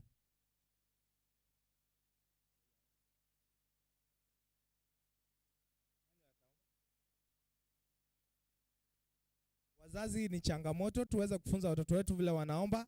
Kuomba ni maneno mawili tu. Wacha tena mwingine. Nani yule msichana? Sababu vijana naona wanaogopa. Nani? Tuombe. Oh God, we thank you for protecting us and guiding us. Now as you have finished our story, you help us so we can learn to obey our parents. In Jesus' name I pray and believe. Amen. Asante sana.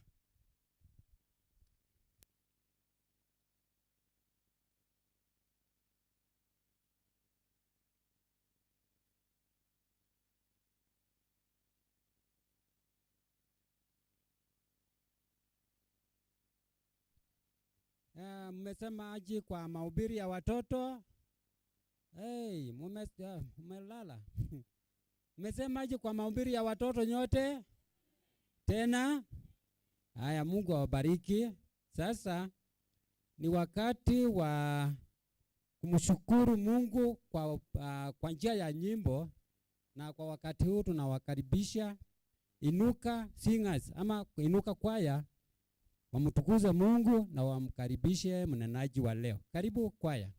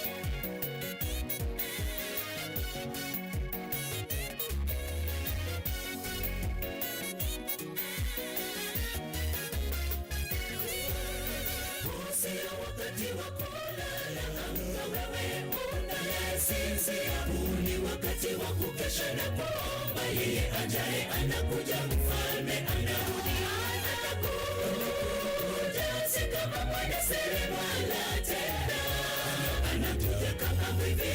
Usipokuwa makini utatupiliwa nje.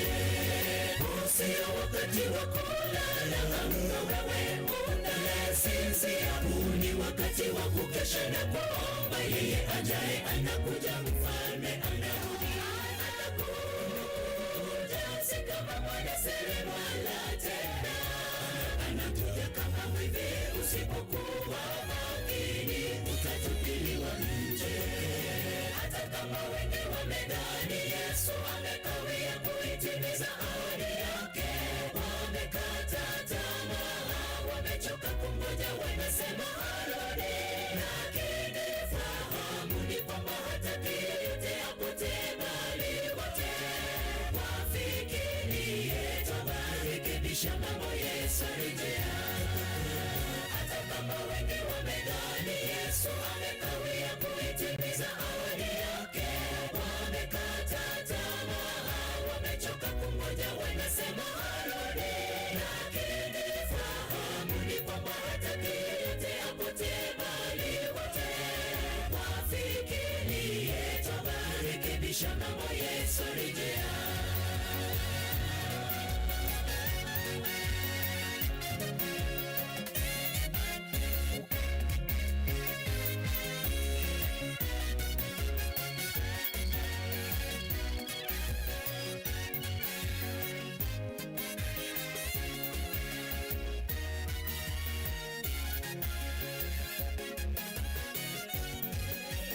Wengine wanasema kuwa Yesu hayupo, wengine wanadhani kuja kwake ni kama ndoto.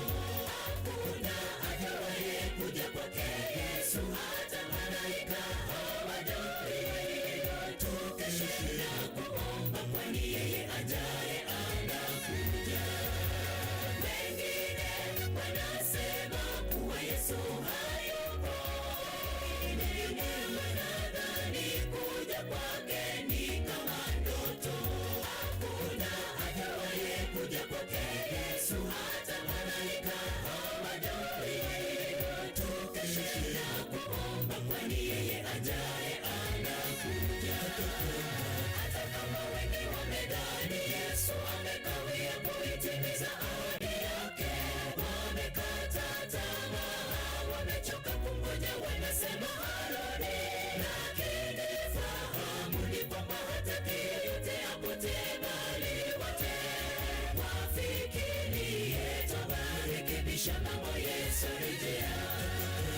Hata kama wengi wamedhani Yesu amekawia kuitimiza ahadi yake, wamekata tamaa, wamechoka kungoja, wanasema harudi. Lakini fahamu ni kwamba hataki yeyote apotee, bali wote wafikirie toba, rekebisha mambo, Yesu arejea. Hata kama wengi wamedhani Yesu amekawia kuitimiza ahadi yake, wamekata tamaa, wamechoka kungoja, wanasema harudi. Lakini fahamu ni kwamba hataki yeyote apotee, bali wote wafikirie toba, rekebisha mambo, Yesu arejea. Hata kama wengi wamedhani Yesu amekawia kuitimiza ahadi yake, wamekata tamaa, wamechoka kungoja, wanasema harudi. Lakini fahamu ni kwamba hataki yeyote apotee, bali wote wafikirie toba, rekebisha mambo, Yesu arejea. Hata kama wengi wamedhani Yesu amekawia kuitimiza ahadi yake, wamekata tamaa, wamechoka kungoja, wanasema harudi. Lakini fahamu ni kwamba hataki yeyote apotee, bali wote wafikirie toba, rekebisha mambo, Yesu arejea.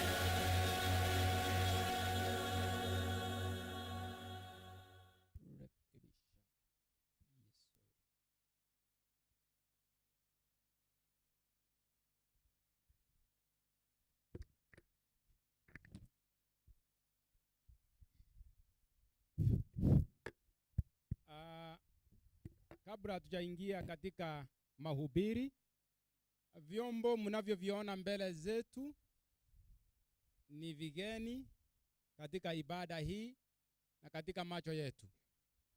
Kwa sababu ya hivyo ni vizuri kuviweka wakfu vikiendelea kutumika na mnenaji wa siku ya leo. Na kwa sababu ya hilo ningependa tuchukue muda huu kwa ajili ya kuomba kuvitakaza machoni pa Mungu vitumike, na mnenaji atakapokuwa anavitumia Mungu aweze kunena naye kwa njia ya kipekee. Hebu na tuchukue muda huu wa kipekee. Hivi vyombo vimenunuliwa na wana youth wa Chamuoso SDA Church. Wamevinunua kwa ajili ya huduma za ibada na za mikutano mbalimbali kwa ajili ya kutangaza neno la Mungu. Na kwa sababu ya hivyo naamini kwamba wengi tumechangia kwa ajili ya kuviona viko mbele kwa ajili ya kutumika kwa hii kazi. Na kwa sababu waliguzwa kwa ajili ya kufanya kazi hii, Mungu awabariki sana. Hebu na tupate ombi la kipekee kwa sababu ya vyombo hivi ili viweze kutumika kwa njia ya kipekee. Hebu na tuombe. Baba yetu ambaye anaishi mbinguni, tunashukuru na kulimiri jina lako. Tunakutukuza kwa sababu wastahimili na wastahili. Ombi letu ni kwamba Bwana, jina lako lipewe sifa siku zote, maana wastahili. Mbele yetu kuna vyombo, kuna speaker 2, kuna amplifier hii, na kuna vyombo vingine ambavyo vinavyotumika kwa ajili ya kuleta neno lako. Havijawahi kutumika mahala pengine popote pale. Lakini leo hii tunavikabidhi mikononi mwako. Tukiomba kwamba Bwana uvibariki na uvikubali kuvipokea jinsi vilivyo kwa ajili ya kazi yako itakayokuwa vinafanya katika eneo hili na mahala popote vitakapokuwa vinahitajika. Bwana vitakaze kwa njia ya kipekee na wote watakao vitumia watakaze pia. Ombi langu ni kwamba Bwana, wale waliojitolea kwa ajili ya kuvinunua wakumbuke kwa njia ya kipekee na wabariki. Neno lako liendelee kutangazwa kupitia kwa vyombo hivi. Utoe itirafu zote na shida zote, na kwa njia ya kipekee vitumike kwa njia inayopaswa ili viweze kuleta neno lako njia ambayo inakutukuza na kulihimili jina lako. Asante kwa sababu umekubali tuweze kuvitumia, maana hakika tumevileta hapa kwa ajili ya kuvitumia. Ombi letu ni kwamba Bwana viwe vya kipekee kwa njia ya kipekee na vifanye kazi yako kwa njia ya kipekee.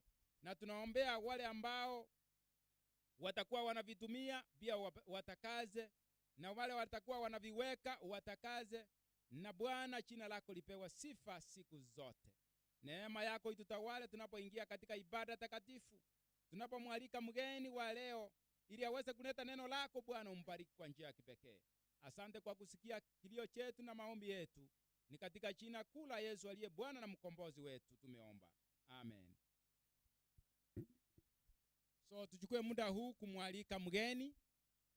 Ni wangapi pamoja nami tunamwalika na kumkaribisha atuletee neno lile ambalo Mungu ameuandaa nalo? Jamani, asante mgeni, karibu sana. Mungu akubariki. Tena nichukue fursa hii niwasalimu tena mara ya tatu kwamba Bwana Yesu asifiwe. Bwana Yesu asifiwe. Hebu nione walio na furaha siku ya leo. Wana bodaboda wenzetu, Bwana Yesu asifiwe. Wanafanya biashara, Bwana Yesu asifiwe. Tunashukuru kwa sababu Mungu ametuwezesha tena tumesimama hapa siku ya leo, na tunaomba kwamba atuongoze kwa jambo lolote ambalo tutakalolifanya siku ya leo. Lakini kabla nianze mahubiri, ningependa niongee na wenzetu ambao wanatutazama kupitia online kwamba leo tuko hapa katika eneo la Makueni County, tuko katika Mwaani Market. Mwaani Market ambayo inapatikana eneo la Makueni County. Ningependa ambaye ako na kamera pale azungushe ili watu walio online waone kanisa ambalo tumekuja kuona, waone kanisa ambalo tunaendelea kuleta injili. Na hakika tunashukuru kwa sababu walio tu support, walioweza kufanya kutoa kitu chochote kwa mfuko wao ili kuona hakika tumefika hapa siku ya leo. Tunaomba kwamba Mungu aendelee kuwasaidia, mifuko yenu isije ikapungukiwa. ili aendelee kuwasaidia, nanyi mkipata mjue kwamba hakika kile kidogo ambacho mlitoa mlikileta kwa sababu ya hii kazi ya Mungu ambayo inaendelea kufanyika. Lakini cha kuhuzunisha ni kwamba wanaotutazama tafadhali, wenzetu hapa hawajapata kanisa ambalo wanaingia. Mnaona vile ambavyo wamekaa. Hili ndilo kanisa. Tafadhali ningeomba kwa moyo ulio wa mkunjufu sana, tutazame hilo kanisa. Na je, tujiulize kwamba Mungu amenipa uhai. Mungu amenipa nafasi ili niweze kumfanyia kazi yake. Mimi nitafanya nini ili hawa na wao wapate mahala ambapo hata watajikingia na jua? Tafadhali. Kwa sababu ona jamani, watu hapa wanagongwa na jua kweli kweli. Lakini wewe hapo unaishi katika nyumba nzuri, uko katika mahala pazuri, na hapa wengine wakati ambapo tunasema kwamba tunaenda kutangaza neno lake Mwokozi, wakati ambapo tunasema tunaenda kutangaza neno lake Mwenyezi Mungu, haujatoa hata kitu mfukoni. Tafadhali kwa moyo ulio mnyenyekevu sana, ningeomba kwanza muendelee kusupport hii injili ili watu wote tunapoendelea kumngoja Mwokozi tupate tulionyesha ule upendo ambao Biblia inatuambia. Jambo la pili, niseme kwamba asanteni sana kwa sababu nimeona kundi la watu kubwa sana. Wafanyabiashara wetu wako hapa, wanaboda wenzetu wako pale, pamoja na washirika wote walioweza kufika hapa siku ya leo. Mungu na awalinde na awajazie na awatendee katika maisha yenu milele daima. Jambo la tatu, kwa maana ni siku yangu ya kwanza ya kufika hapa na nimefurahia kufika hapa, nataka tuseme maneno mawili ambayo yatatusaidia na yasaidie kila mmoja ambaye amekuja hapa siku ya leo, ambaye anasikia hii sauti mitandaoni, ili naye aweze kufaidika na jambo moja.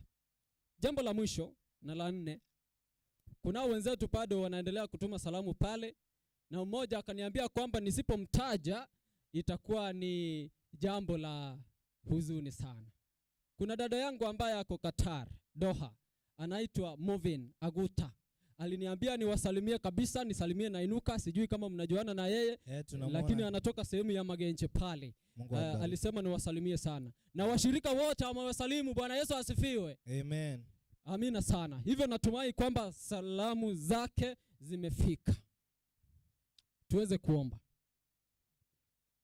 Mungu, zungumza nasi kulingana na mapenzi yako katika Kristo tumeomba na hata kuamini. Wapenzi, nataka tuende moja kwa moja katika kitabu ambacho tulisoma. Najua kwamba ni kitabu ambacho wengi wetu hawajawahi kufika pale, ama ni kitabu ambacho watu wengi wakisoma wanaichukulia tu hivyo, lakini kuna maana fiche pale ndani ambayo leo ningependa tufichue, ili naye kila mmoja ambaye ameketi hapa aweze kupata neno moja, neno jipya ambalo litakupeleka nyumbani, neno jipya ambalo litafanya moyo wako uwe mwepesi kabisa, neno jipya ambalo litafanya na wewe uamuke hakika useme mimi namtendea Mungu kazi, pasipo hofu yoyote, pasipo shida zozote, pasipo matatizo yoyote. Mimi nitaamka hata kama niko kilema, hata kama sina kitu, hata kama nimepungukiwa, hata kama mfuko wangu hauna kitu, lakini hata kwa maombi yangu nitaamka ili neno lake Mwenyezi liendelee mbele. Lakini ningependa tuanzie kutoka fungu la 6. Ningependa mmoja asome katika lugha ya Kiswahili, mwingine asome katika hii lugha ya kikwetu. Hata mimi leo niende na jina moja, angalau Kisii niende na jina moja ambalo ni la Kikamba.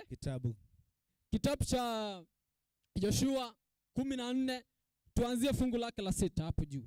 Fungu la 6 linasema hivi. Mkenizi akamwambia, wewe wajua hilo neno Bwana alilomwambia Musa. Wewe wajua neno hilo Bwana alilomwambia Musa. Nataka tuende moja kwa moja, maana hapo kuna watu watatu ambao wanaongelelewa pale. Twende dada. Huyo mtu wa Mungu.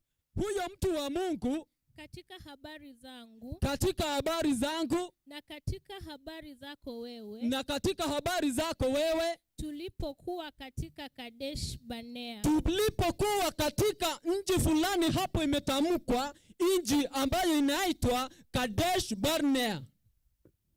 Tuendelee.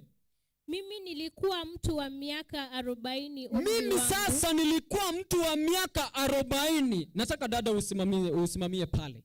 Hapa tumepata kwamba Musa ametajwa pale. Hapa tumepata mtu ambaye ako katika nchi fulani inaitwa Kadesh Barnea, na huyu alipokuwa anatamkwa, alipokuwa anaambiwa hayo maneno, alikuwa na miaka 40. Tuko pamoja wa Kristo? Nataka tuende moja kwa moja. Tuendelee. Hapo Musa mtumishi wa Bwana aliponituma niende kutoka Kadesh Barnea.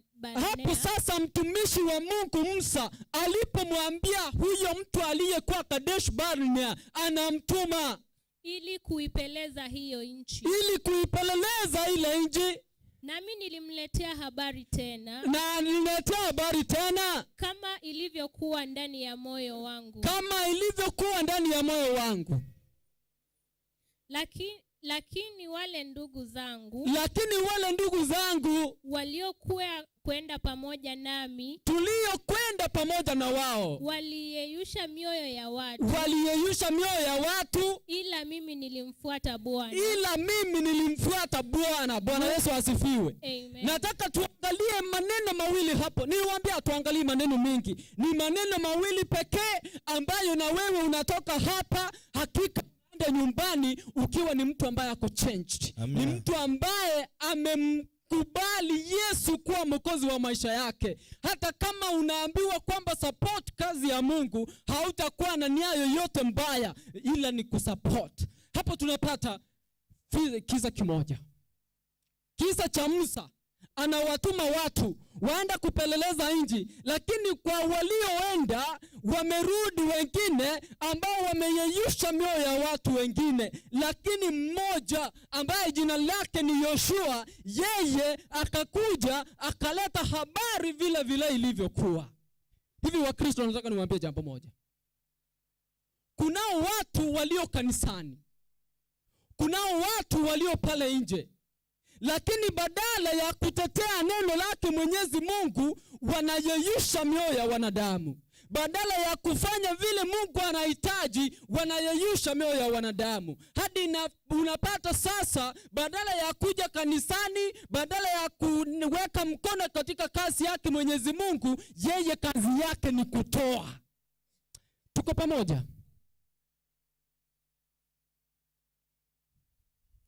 Wakristo tuko pamoja? Tuko pamoja.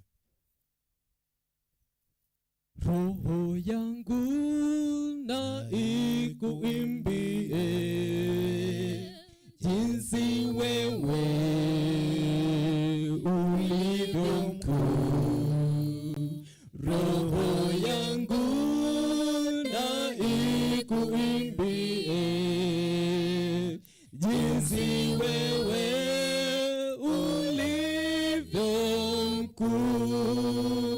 Kwamba hakika tukiwa kanisani kuna watu ambao wanatoa watu kanisani wanaweweka nje, lakini Yoshua yeye amekuja ameleta habari vile vile ilivyokuwa, kwa sababu walitumwa waende kupeleleza nchi. Tuendelee dada. Kisha Musa akaniapa siku hiyo akasema, kisha Musa akaniapa siku hiyo na kusema, hakika hiyo nchi ambayo miguu yako imekanyaga, hakika huo mji ambao miguu yako imekanyaga, itakuwa ni urithi wako wewe, itakuwa ni urithi wako wewe, na kwa watoto wako milele, na kwa watoto wako milele. Kwa sababu wewe umemfuata Bwana Mungu wako. Kwa sababu wewe umefanya nini? Umemfuata Bwana. Wakristo nataka tusikie hiyo point, hata nikifika hapo nitamalizia hapo. Kwa sababu Joshua alifanya jambo moja ambalo liliweza kumweka liliweza kumfanya akamiliki ule mji ambao miguu yake imekanyaga, kwa sababu Joshua alifanya jambo moja ambalo lilimfurahisha Mungu, na hilo jambo ndilo Musa anamwambia kwamba hakika mahali miguu yako imekanyaga kwa leo hii na kuahidi kwamba kile chochote ambacho utahitaji katika huo mji kitakuwa ni chako. Amina, amina. Hivyo basi Wakristo wenzetu, ikiwa kama wewe hupo hapa na unamwamini Bwana na uko tayari kufanya kazi yake na unamfanyia kazi, anakuhakiki kwamba hakika mtoto wangu, kama umeamua kunifanyia kazi na kwa kweli, kwa hivyo basi nami nitakupa mibaraka kuchokocho. Amina, amina. Hivyo basi mkono wako ukiambiwa kwamba toa, wewe toa, kwa sababu ukitoa hapo umekanyaga, na kwa kukanyaga kwako hapo ndio umepata mibaraka. Amina. Usije ukasema kwamba uoni Mungu akikusaidia. Joshua kwa sababu alifanya jambo moja nzuri la kusema kwamba ule mji tuliupeleleza na ulikuwa vivyo hivyo ambavyo nimekuambia, lakini wengine mabrothers wao wakageuka nyuma, wakamgeuka, wakaenda mbele. Hivyo sasa nataka niwaambie hivi, Mungu hahitaji utende mengi. Pastor, Mungu hahitaji utende mengi, lakini ukisaidia moyo mmoja ukirudi kwa Mungu kupitia wewe, hakika taji lako liko mbinguni. Taji lako liko mbinguni. Mungu hahitaji ufanye mengi. Fanya jambo moja ambalo litaweza kufanya uingie mbinguni. Tuendelee. Sasa turuke twende hadi verse 12. Hiyo yenye tulisoma.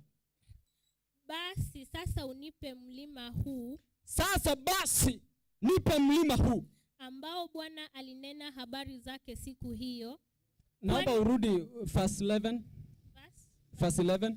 Hata sasa mimi nina nguvu zangu hivi leo. Verse 10. Nataka uone pale mahali ambapo anasema kwamba kwa sasa kutoka siku hiyo sasa niko miaka 40 na kitu hapo. Sasa basi angalia. Sasa basi angalia. Yeye Bwana ameniweka hai. Kama alivyosema. Miaka hii 45. Miaka hii 45. Nataka dada yangu tusimamie hapo. Joshua akinenewa na Musa alikuwa na miaka ngapi? 45. Hapana. Hivyo hatuko pamoja. Joshua akinenewa na Musa alikuwa na miaka mingapi? 40. Alikuwa na miaka 40. Lakini kwa sasa anasema kwamba tangu anene nami na sasa niko miaka mingapi? 45. Hivyo basi ukiongeza 40, ongeza na 45, utapata miaka mingapi? 85. 40 uongeze miaka 45 mbele, utapata miaka mingapi? 85. 85. Jambo la kushangaza, Joshua anaomba mlima akiwa na miaka 85. Ama ni mimi nimegesi? Hebu soma hiyo fasi umalize. Miaka hii 45. Tangu wakati huo Bwana aliponena nami. Alipomwambia Musa neno hilo. Wakati Israeli walikuwa wakienenda barani. Na sasa tazama. Hivi leo nimepata miaka 85.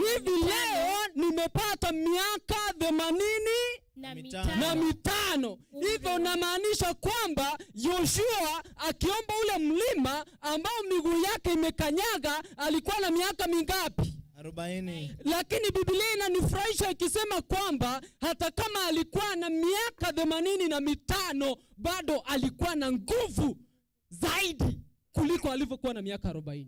Amen. Hivyo basi ukifanya jambo moja nzuri hata utaona kama unazeeka. Amen. Ukifanya jambo moja nzuri hata ukikuja kanisani utaona kama uzeeki. Lakini nataka niwaambie hivi, Joshua anaomba ule mlima, na anaomba mlima akiwa na miaka 85 na anajisikia kweli ako na nguvu. Tusome, tuendelee kusoma. Hata sasa mimi nina nguvu zangu. Hata sasa mimi nina nguvu zangu. Hivi leo kama nilivyokuwa siku hiyo Musa alivyonituma. Kama nguvu zangu zilivyokuwa wakati huo. Na nguvu zangu ndivyo zilivyo sasa. Na nguvu zangu ndivyo zilivyo sasa. Kwa vita na kwa kutoka nje na kuingia ndani. Kwa vita, kwa kutoka nje na kuingia ndani.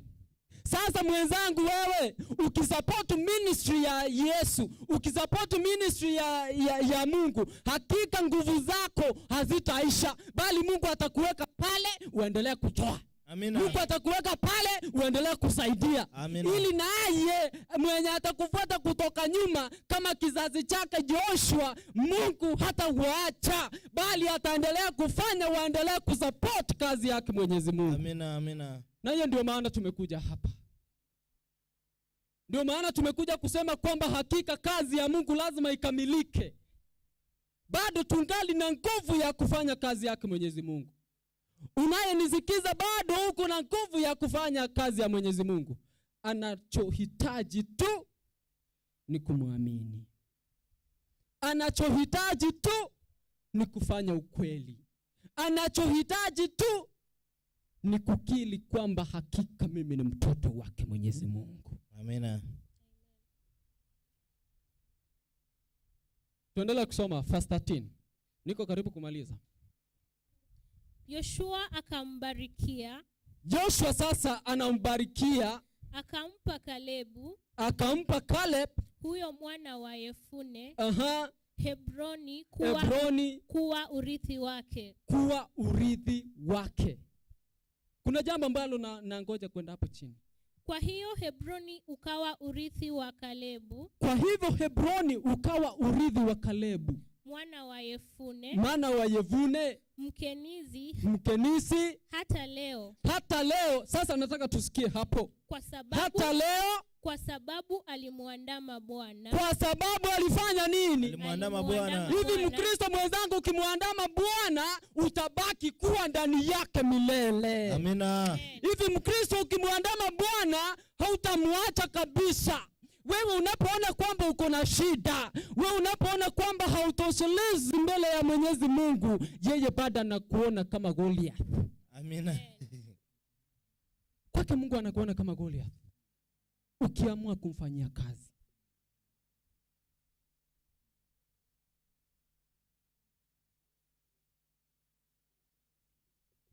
Ama mnafikiri kwamba Joshua kupata ule mchi ilikuwa ni kazi rahisi sana?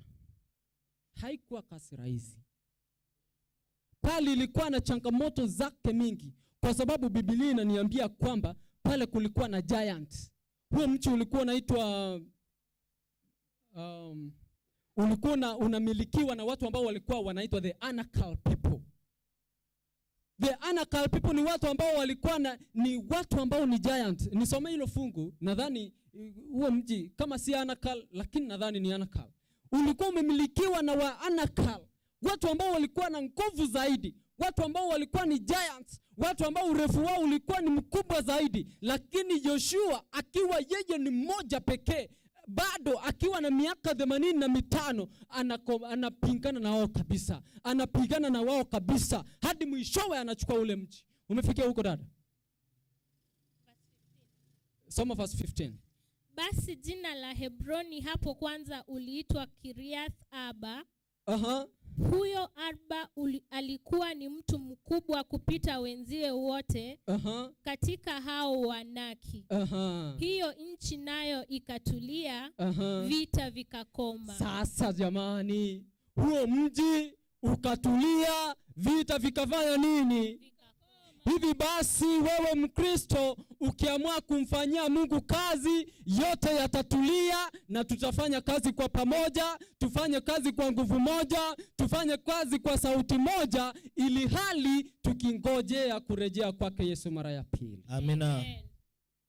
Na hilo ndilo ombi langu kwamba kwa watu waliopo hapa Mwaani Market, na kwa watu wanaoendelea kutusikiliza, jamani, tuje ili tuweze kufanya kazi moja ambayo Mungu ametuitia. Tuje ili tuweze kusupport kazi yake Mwenyezi Mungu ambaye ametuitia. Tusije tukasema kwamba mimi sasa nimefika miaka 40.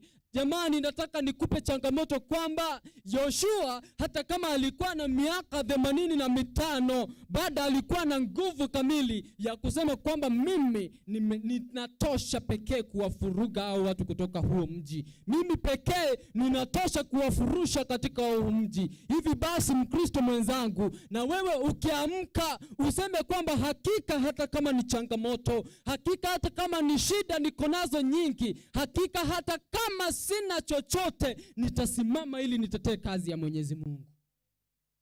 Na hilo ndilo ombi langu kwa kila mmoja. Hilo ndilo ombi langu kwa kila mmoja. Kile kidogo ambacho uko nacho, hicho ndicho kinasaidia. Kile kidogo ambacho una support nacho, hicho ndicho kinasaidia. Huwezi jua kwamba Mungu atakifanya kiwe kikubwa na atakisupport kiweze kusaidia mahala pakubwa sana kuliko wewe ulivyodhania. Amina.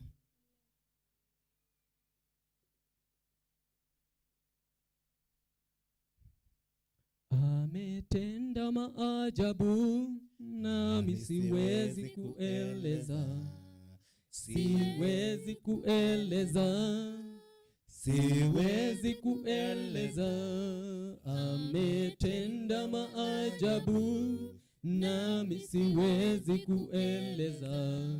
Ametenda maajabu kwako wewe. Ametenda maajabu nami siwezi kueleza. Siwezi kueleza. Siwezi kueleza. Ametenda maajabu nami siwezi kueleza. Ametenda maajabu.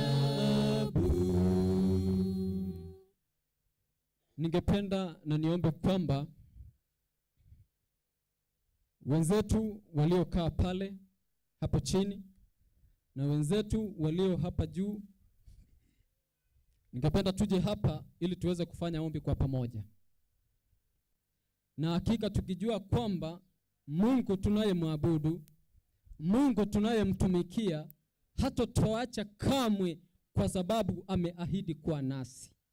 Nasi atatupea mji ambao tutamiliki uwe ni wetu, kwa sababu tuliweka mkono wetu kidogo pale ndani. Mungu hatatuacha kwa sababu yeye ni Bwana na sisi ni watoto wake.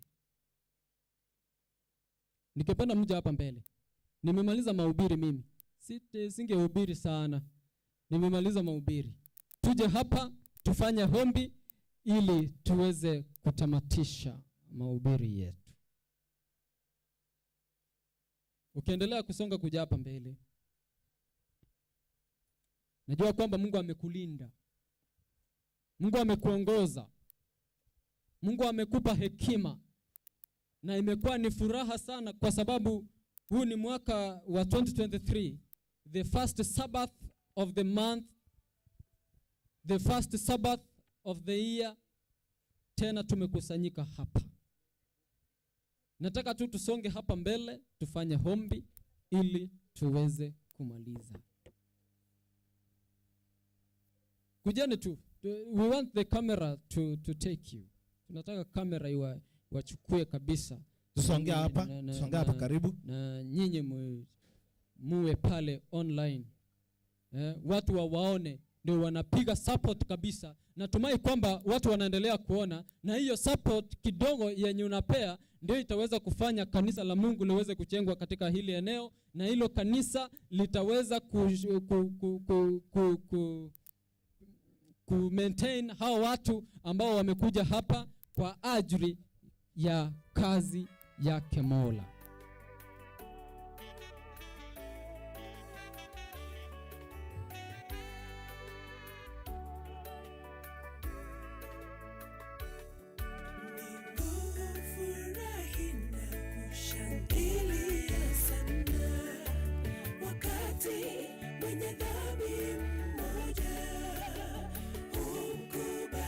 huo wimbo unaendelea kutukaribisha. Wale wenye wamekaa sijui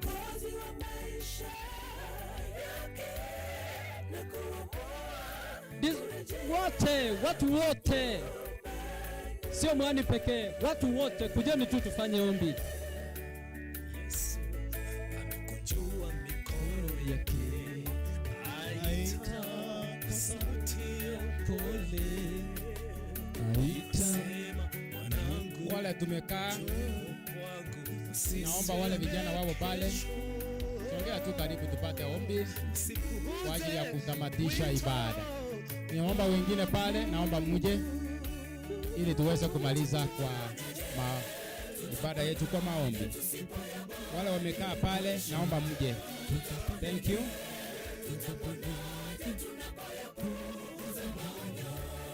Kuna wengi sana nimeona wamekaa pale nyuma, ni kama hawapati sauti. Naomba muje tu tuweze kupata maombi. Thank you. Nashukuru kwa sababu ya hilo, maana Mungu ameona leo tuweze kuwa katika eneo hili. Mnaosikia sauti hii ni ya upole. Inakualika kwa sababu wewe kwa njia moja ama nyingine Mungu anataka kukutumia katika maisha yako, usambaze neno lake, ili wale ambao hawajafikiwa na neno hili nao wapate nafasi nzuri, maana ni ushuhuda utakao dumu daima. Ndipo ule mwisho ambao tulioahidiwa kitabu cha Mathayo 24 mstari wa 14, ndipo ule mwisho tunaotarajia uweze kufika. Lazima tuhusike katika njia moja ama nyingine kwa kutangaza habari njema. Ndio mnenaji, endelea. Asanteni sana. Naona watu wamefika hapa kwa wingi sana. Mungu awabariki. Jambo la mwisho, najua kwamba Mungu amekuwa na wewe. Mungu amekuongoza. Na tunashukuru kwamba jana nilipofika hapa, kunao wazee wawili walikuja pale chini wakasema kwamba tumefurahia tena kuwaona. Wazee wamefika hapa kweli? Wapo? Tafadhali wakuja hapa mbele. Mahali wapo. Karibuni sana. These are our brothers, yeah? Karibuni sana. Kuja hapa mbele tu. Kuja hapa mbele. Niliweza kusikia kisa cha huyu mzee na nilifurahia sana. Unajua kufurahia, hata kama Mungu amenipa uhai, Mungu amenipa chochote ambacho namuomba, Mungu amenipa kila kitu, kama hatutafanya kile ambacho anahitaji yeye, itakuwa ni kazi bure. Nilifurahia sana kwa sababu alisema ndugu yake alipoona kwamba amebatizwa, naye akasema kwamba hata mimi nimechelewa kidogo. Huyu mzee, ilikawa ni jambo ambalo lilinifurahisha kabisa. Je, kunaye ambaye pia alichelewa? Kunaye ambaye pia aliona kwamba hakika walienda hata kabla kazi haijaisha, na yeye afanye huo uamuzi kama huyu ndugu yetu, ili pastor akiorganize the baptism, naye akwe huko ndani, awe kama kielelezo cha huyu ndugu yetu. Je, kunaye yule mwenye alibaki?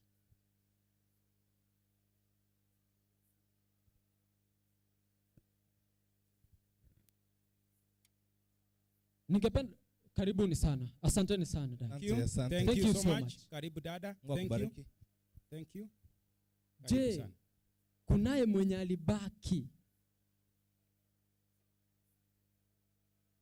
Ili naye asije akaseme kwamba nilifungiwa nje, kwa sababu pastor leo ako hapa, pastor anashuhudia, elders wako pale, wataorganize hayo mambo na yote yatakuwa sawa.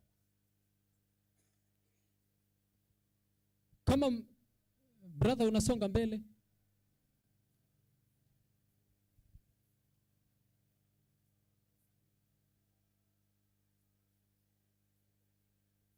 Kunaye yule?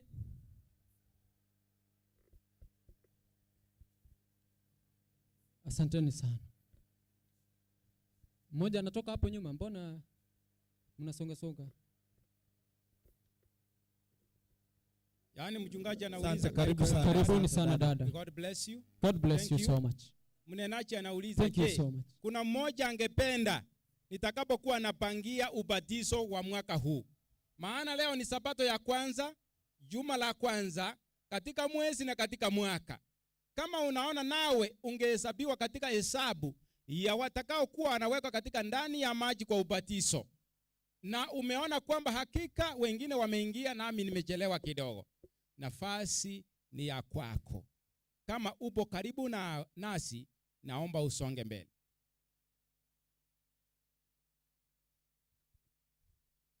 Natumai pastor ameiweka rahisi tena sana. Kunaye yule?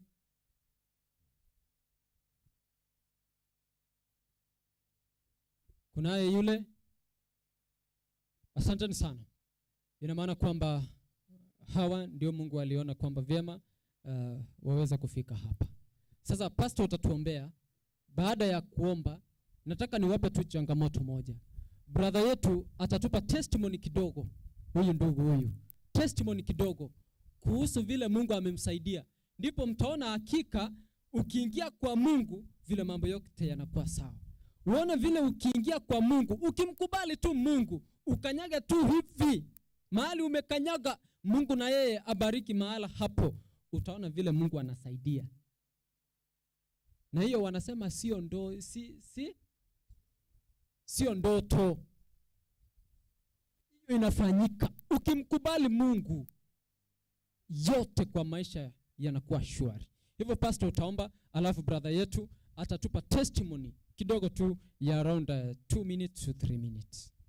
Tuombe kwa pamoja mahala popote mlipo, mlio madukani na mlio karibu na mbali. Tuweze kupata ombi la kipekee kwa wale ambao wamejitolea maisha yao. Baba aishie mbinguni, shukrani kwako kwa sababu ya roho hizi mbili. Asante kwa sababu ya injili ambayo imehubiriwa katika eneo hili. Ndiposa roho hizi mbili zimekubali kuja machoni pako. Sio kwa sababu tumealika mkutano huu, sio kwa sababu ya mchungaji, sio kwa sababu ya kwaya Inuka, sio kwa sababu ya mtaa wa Kilungu East, lakini ni kwa sababu wameona mahali ambapo wameenda kombo kinyume na matarajio yako, na kweli wamejua kwamba wameenda kinyume na matarajio yako na neno lako. Wamekubali mahali ambapo walikuwa wameteleza kidogo, warudi nyumbani. Tunawakabidhi mikononi mwako dada hawa wawili.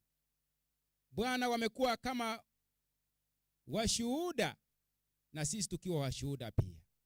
Mbingu imeshuhudia kwamba wale wawili ambao wamesimama katikati yetu, ndio Bwana uliona ni vema wahesabike katika hesabu ya watakatifu, ili siku ile utakaporejea mara ya pili, ukija kuchukua wateule wako, watakuwa katika kundi la watakatifu, majina yao yakiwa umeyanakili katika kitabu cha uzima, na utawapatia nafasi ya kuimba wimbo wa Musa na mwana kondoo pamoja na mashujaa wa imani. Asante sana kwa sababu ya dada hawa wawili. Kuna changamoto nyingi katika ulimwengu. Kuna wale ambao wameogopa kuja, lakini Bwana hawa umeona ni vizuri, umewapa ujasiri wa kutosha wa kusonga mbele. Lakini kuna wengine katikati yetu, ikiwa ndani ya matuka, ikiwa ndani ya soko hili, ikiwa ndani ya kijiji hiki, ikiwa mashambani na nyumbani, ambao labda pengine hata ndani ya kanisa wameogopa kuja kwa sababu ya watu ambao wamewaangalia. Lakini tusije tukaogopa mwanadamu. Maana ni nini kitakachotenga na upendo wako? Je, ni upanga? Je, ni watu? Je, ni aibu? Ni ndugu zetu? Ni marafiki zetu? Ni pesa? Ama ni nini kitakachotenga na upendo wako? Wewe waahidi kwamba hakuna chochote kitakachotutenga na upendo wako. Bwana, asante kwa sababu ya hawa wawili, na asante kwa sababu ya wote wanaoshuhudia na wale wanaosukumwa na injili hii ili wapate kuingia katika hesabu ya watakatifu. Bwana, endelee kuwasukuma kwa Roho wako Mtakatifu, na siku yao itakapofika wafanye uamuzi wa kipekee. Wabariki hawa dada wawili, bariki na familia zao, uwape hekima na maarifa. Watakapokuwa wanaishi katika ulimwengu wa majaribu mengi, katika kipindi hiki na kizazi hiki ambacho kimeharibika, Bwana usimame nao siku zote, hata wawe katika hesabu ya watakatifu. Bariki mkutano mzima, bariki na mchungaji aliyenena neno hili. Bariki kwaya hii ambayo imetoka mbali, imechinyima kwa mambo mengi, kwa fedha na mali, mpaka wamefika katika eneo hili. Bwana wabariki sana. Neno litakalo nenwa katika eneo hili, soko la Mwaani, litakuwa thibitisho kwamba hakika hakuna yeyote atakayekuwa na kisingizio tena. Maana habari njema imenenwa kwa wakati unaofaa, kwa watu wanaofaa, kwa kipindi kinachofaa, ili Bwana uandae ama waandaliwe kwa utukufu wa milele. Asante kwa sababu wasikia kilio chetu. Sasa hawa na wakabidhi mikononi mwako. Uwape malaika wawalinde siku zote. Roho wako Mtakatifu wawalinde siku zote. Wanapofanya uamuzi wowote, wasifanye uamuzi kiolera na kibumbafu, bali wafanye uamuzi kwa hekima na maarifa. Uwajazie kama wamebungukiwa, kama kuna kitu wanachokitafuta katika ulimwengu huu. Bwana, mali yote ya ulimwengu ni yako. Uwajazie mahali ambapo wamebungukiwa. Kama ni pesa wanaotafuta, uwape kwa wingi. Kama ni mali yote wanaotafuta, uwape kwa wingi. Kama ni watoto, uwape kwa wingi, ili Bwana wapate mibaraka ya kutosha na watosheke, wapate nafasi ya kulitukuza na kulisifu jina lako. Tubariki zote kumtano mzima, hata tunapoendelea na ibada za mchana. Jina lako lipewe sifa daima. Asante kwa sababu ya kazi utakayoendelea kutenda katika Mwaani. Jina lako liinuliwe milele, ni katika jina kuu la Yesu aliye Bwana na mwombezi wetu. Amen. Asanteni sana. So brother, utasema tu mawili matatu, testimony kidogo. Hawa wataandikwa majina, alafu wale wawili wataandikwa majina, alafu nitaweka katika rekodi ya wale watakaobatizwa. Waendelee kuandaliwa na wazee wa kanisa mpaka siku ile ambayo tutakuwa tumepanga. Nitaongea. Sasa mimi nimekaribishwa kiasi niwasalimie. Mko wazima ndugu zangu wote na dada zangu? Nashukuru kwa kufika uwanjani leo, na ni bahati kama nimekaribishwa. Mimi nashukuru Mungu amenilinda mwaka mzima mpaka sasa, na anaendelea kunilinda ninavyosikia. Sasa nawashukuru nyote kanisa, ndugu zangu, dada zangu, muendelee na kusikiliza neno na kuhifadhi iwe ndani ya roho zenu, na mkae mkiwa mnafahamu Mungu yu karibu kuingia. Alafu sasa mujikaze, musikate tamaa. Mimi amenisaidia mwaka mzima, nashukuru, siyakonjeka mpaka leo. Nashukuru sana. Sasa ilioko na waomba hata nyinyi muelekee kwa upande wa Mungu, musife imani. Asanteni sana. Mnasemaje? Mzee mwenzetu hapa alijitolea katika ubatizo uliopita na aliwekwa ndani ya maji. Na kuna wengine waliojitolea vile wakawekwa ndani ya maji. Lakini pia kuna wengine wamezalia. Katika soko la Mwaani tarumbeta itaendelea kulia. Na inakuambia wewe uliozalia. Najua kuna wengi ambao wanashangaa. Kuna wengine hawajaelewa Sabato ni nini. Kama utakuwa na swali lolote kuhusu Sabato, mimi niko hapa kama mchungaji wa eneo hili. Naomba uniletee tu, ili niandae vile nitakujibu. Kuna wengi ambao wanakuwa na utatanishi mwingi kuhusu Sabato, na hawana uhakika wa Sabato na Sabato ya kweli ambayo imenakiliwa katika ndani ya Biblia takatifu. Kama una swali lolote, kwa nini hawa wamekaa katika jua kali siku ya Sabato? Je, imenakiliwa ndani ya Biblia kwamba tustarehe katika siku ya Sabato? Tutakupa maelezo zaidi kama utakuwa karibu nasi. Kwa hivyo nawaombea mema, Mungu awabariki tunapoendelea na program za mjana katika eneo hili.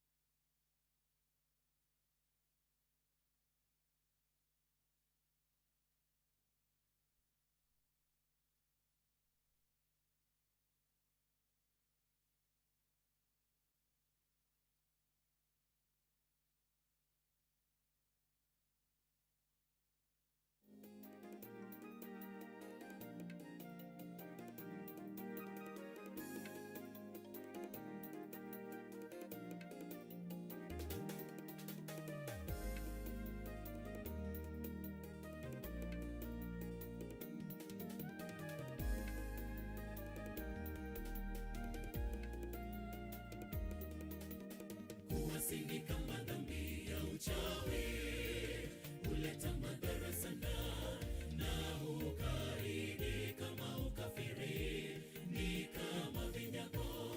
Angalia kote ni bora kuliko dhabihu na kusikia kuliko mafuta ya beberu. Jamani, tuwe watiifu na tuwe chanzo cha mabadiliko kwa jamii. Jamani, tuwe watiifu na tuwe chanzo cha mabadiliko kwa jamii. Mkabidhi Bwana njia zako, mtumaini na atafanya. Usiwahusudu watendao ubatili, kama michani mibichi watanyauka. Umtumaini Bwana utende mema, na kidogo alicho nacho mwenye haki ni bora kuliko wingi wa mali wa wasio haki. Watenda mabaya wataharibiwa, heri iliyowaka kama moto. Bwana niumbie moyo mpya, kisha nienende kwa mienendo minyofu. Bwana niumbie moyo mpya, kisha nienende kwa mienendo minyofu. Mkabidhi Bwana njia zako, mtumaini na atafanya. Usiwahusudu watendao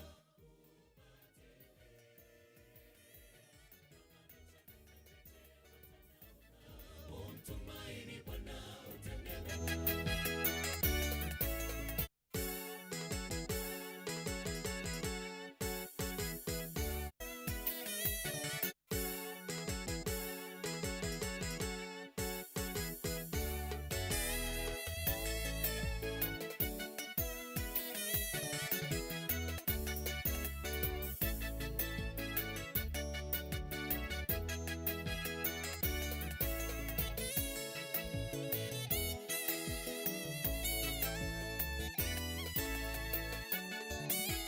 Nani huyu tufani zinamtii? Nani huyu mapepo yamtambua?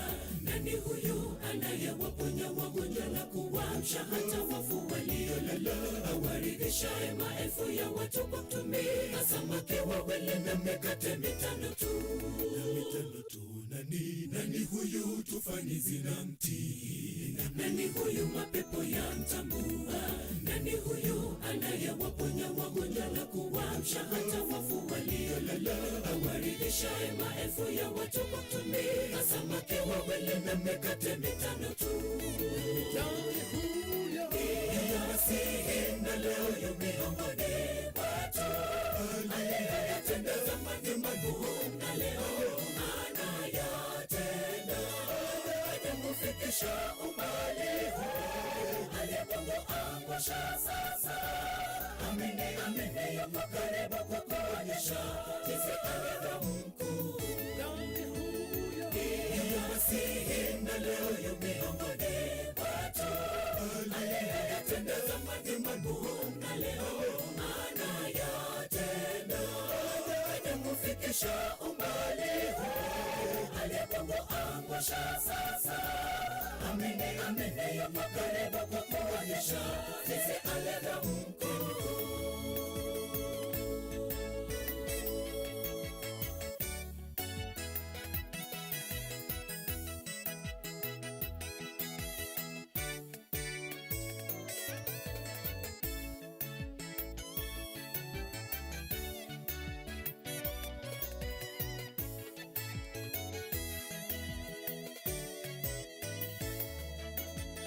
Tunapowajulisha nguvu za Bwana na miujiza aliyoitenda, hatufuati hadithi zilizotungwa kwa werevu ili kuwadanganya tu, bali tumeshuhudia ukuu wake, nawe amini hakika utaona uzuri wake. Tunapowajulisha nguvu za Bwana na miujiza aliyoitenda, hatufuati hadithi zilizotungwa kwa werevu ili kuwadanganya tu, bali tumeshuhudia ukuu wake, nawe amini hakika utaona uzuri wake. Masihi na leo yu miongoni mwetu, aliyeyatenda zamani magumu na leo anayatenda. kumfikisha umbali huu, alipokuangusha sasa. Amini, amini, yuko karibu kukuonyesha jinsi alivyo mkuu. Yasihi na leo yu miongoni watu, aliyatendeza mambo magumu na leo anayatenda. Kumfikisha umbali huu, alipokuangusha sasa. Amini, amini, yuko karibu kukuonyesha jinsi alivyo mkuu. Yasihi na leo yu miongoni watu, aliyatendeza mambo magumu na leo anayatenda. Kumfikisha umbali huu, alipokuangusha sasa. Amini, amini, yuko karibu kukuonyesha jinsi alivyo mkuu. Yasihi na leo yu miongoni watu, aliyatendeza mambo magumu na leo anayatenda. Kumfikisha umbali huu, alipokuangusha sasa. Amini, amini, yuko karibu kukuonyesha jinsi alivyo mkuu. Yasihi na leo yu miongoni watu, aliyatendeza mambo magumu na leo anayatenda. Kumfikisha umbali huu, alipokuangusha sasa. Amini, amini, yuko karibu kukuonyesha jinsi alivyo mkuu.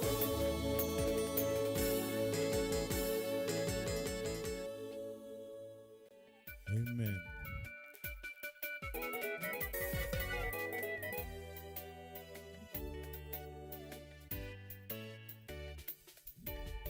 Wapo kwenye bonde hilo la kukata kauli, wengi wamesimama.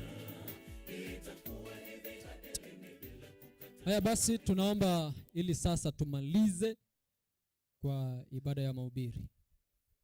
Tuamini na tuombe. Mungu tena mbaji wetu,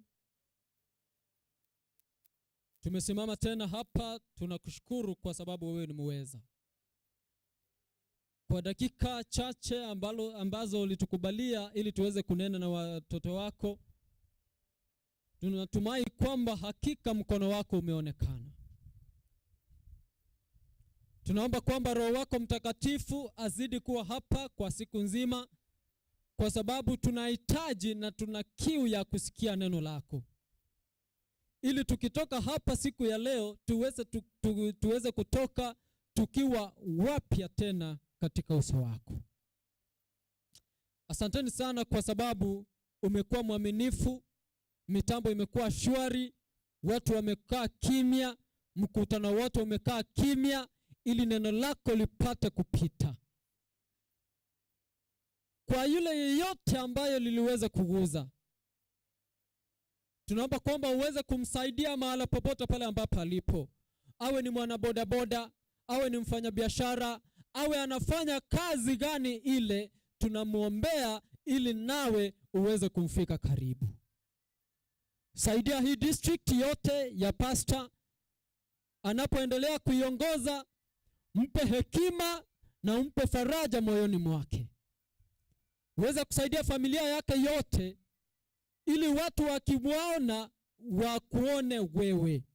Wakristo wote ambao wamefika hapa siku ya leo na wote wanaoendelea kusikia hii sauti kutoka hii sehemu ya Mwaani Market, tunaomba kwamba wote uweze kuwasaidia, wote uweze kuwapigania, uweze kuwapa hitaji la moyo la kila mmoja. Tunajua kwamba unajibu maombi na haujawahi kutuangusha kwa lolote lile. Ndio maana tunakutumainia na kukuamini kama Mwokozi wetu. Tunaomba uendelee kutusaidia na uendelee kutulinda tunapoanza huu mwaka, na sabato ya kwanza iwe ni sabato kama hii daima milele, tukingoja kurudishe urejeo wako mara ya pili, tutakapoenda kuimba pasipo buktha yoyote huko mbinguni ukirejesha ufalme wako. Andaa nyoyo zetu, andaa njia zetu, rekebisha mienendo yetu ili tuweze kuwa watoto wako ulioumba kutoka shamba la Edeni hadi sasa tuwe kwa kamili kabisa kukulaki mawinguni ukirejea mara ya pili. Ni hayo nimeomba kupitia kwa jina lake Yesu Kristo, na kila mmoja sema amin. Amen.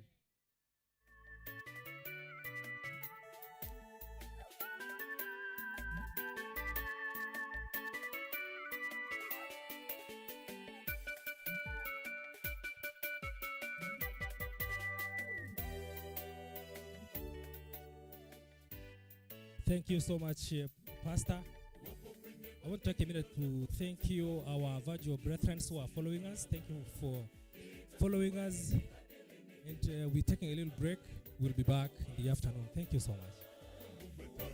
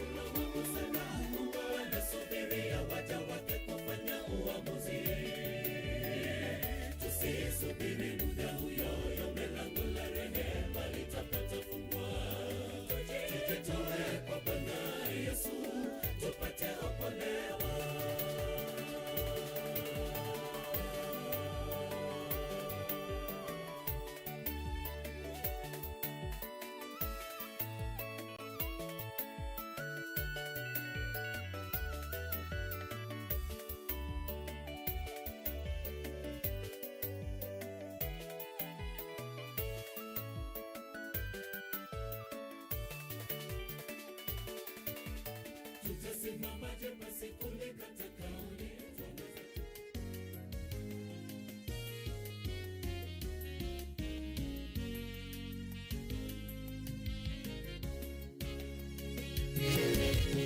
Ole ole inakuja, ole kutoka mbinguni, changamkeni wokovu ulangoni, dunia itajua.